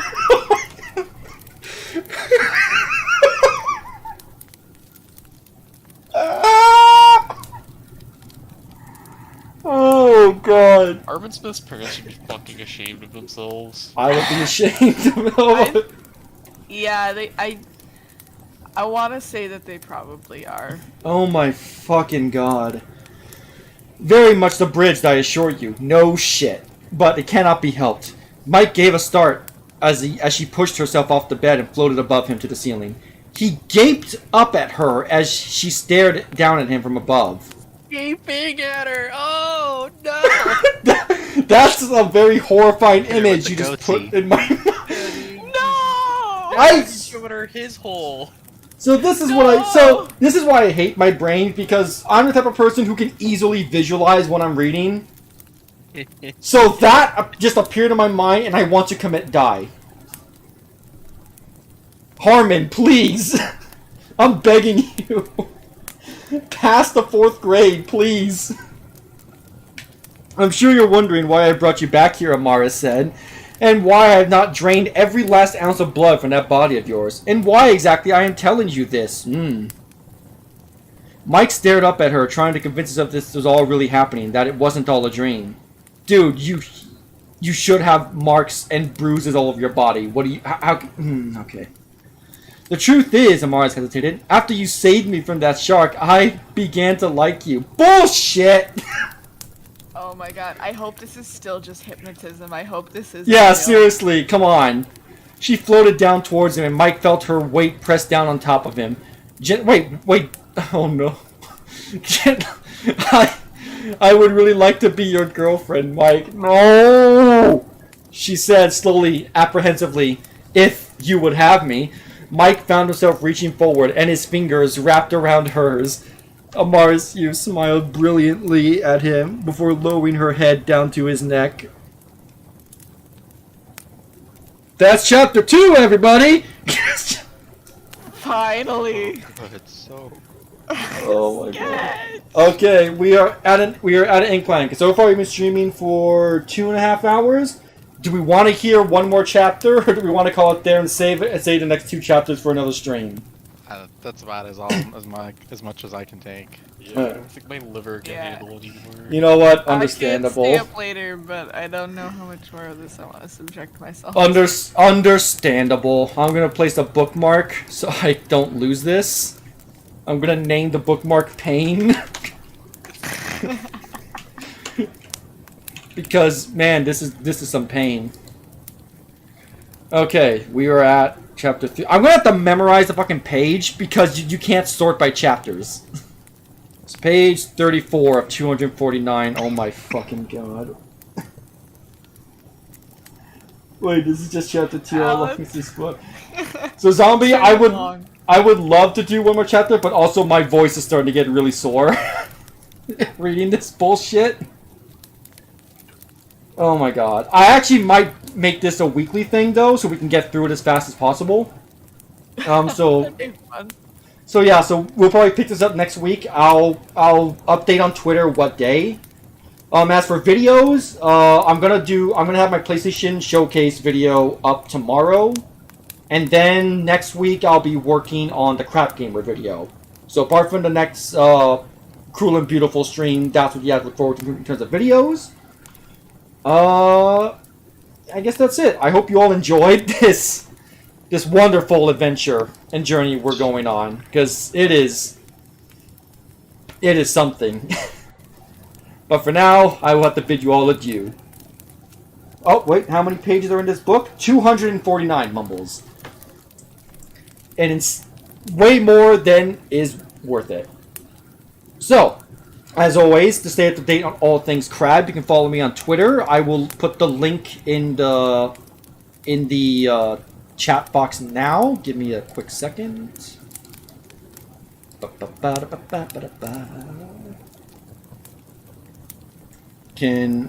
It's not letting me. Cool. Very cool. Hold on a second.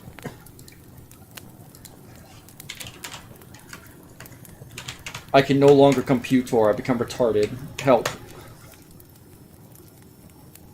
Let me do this.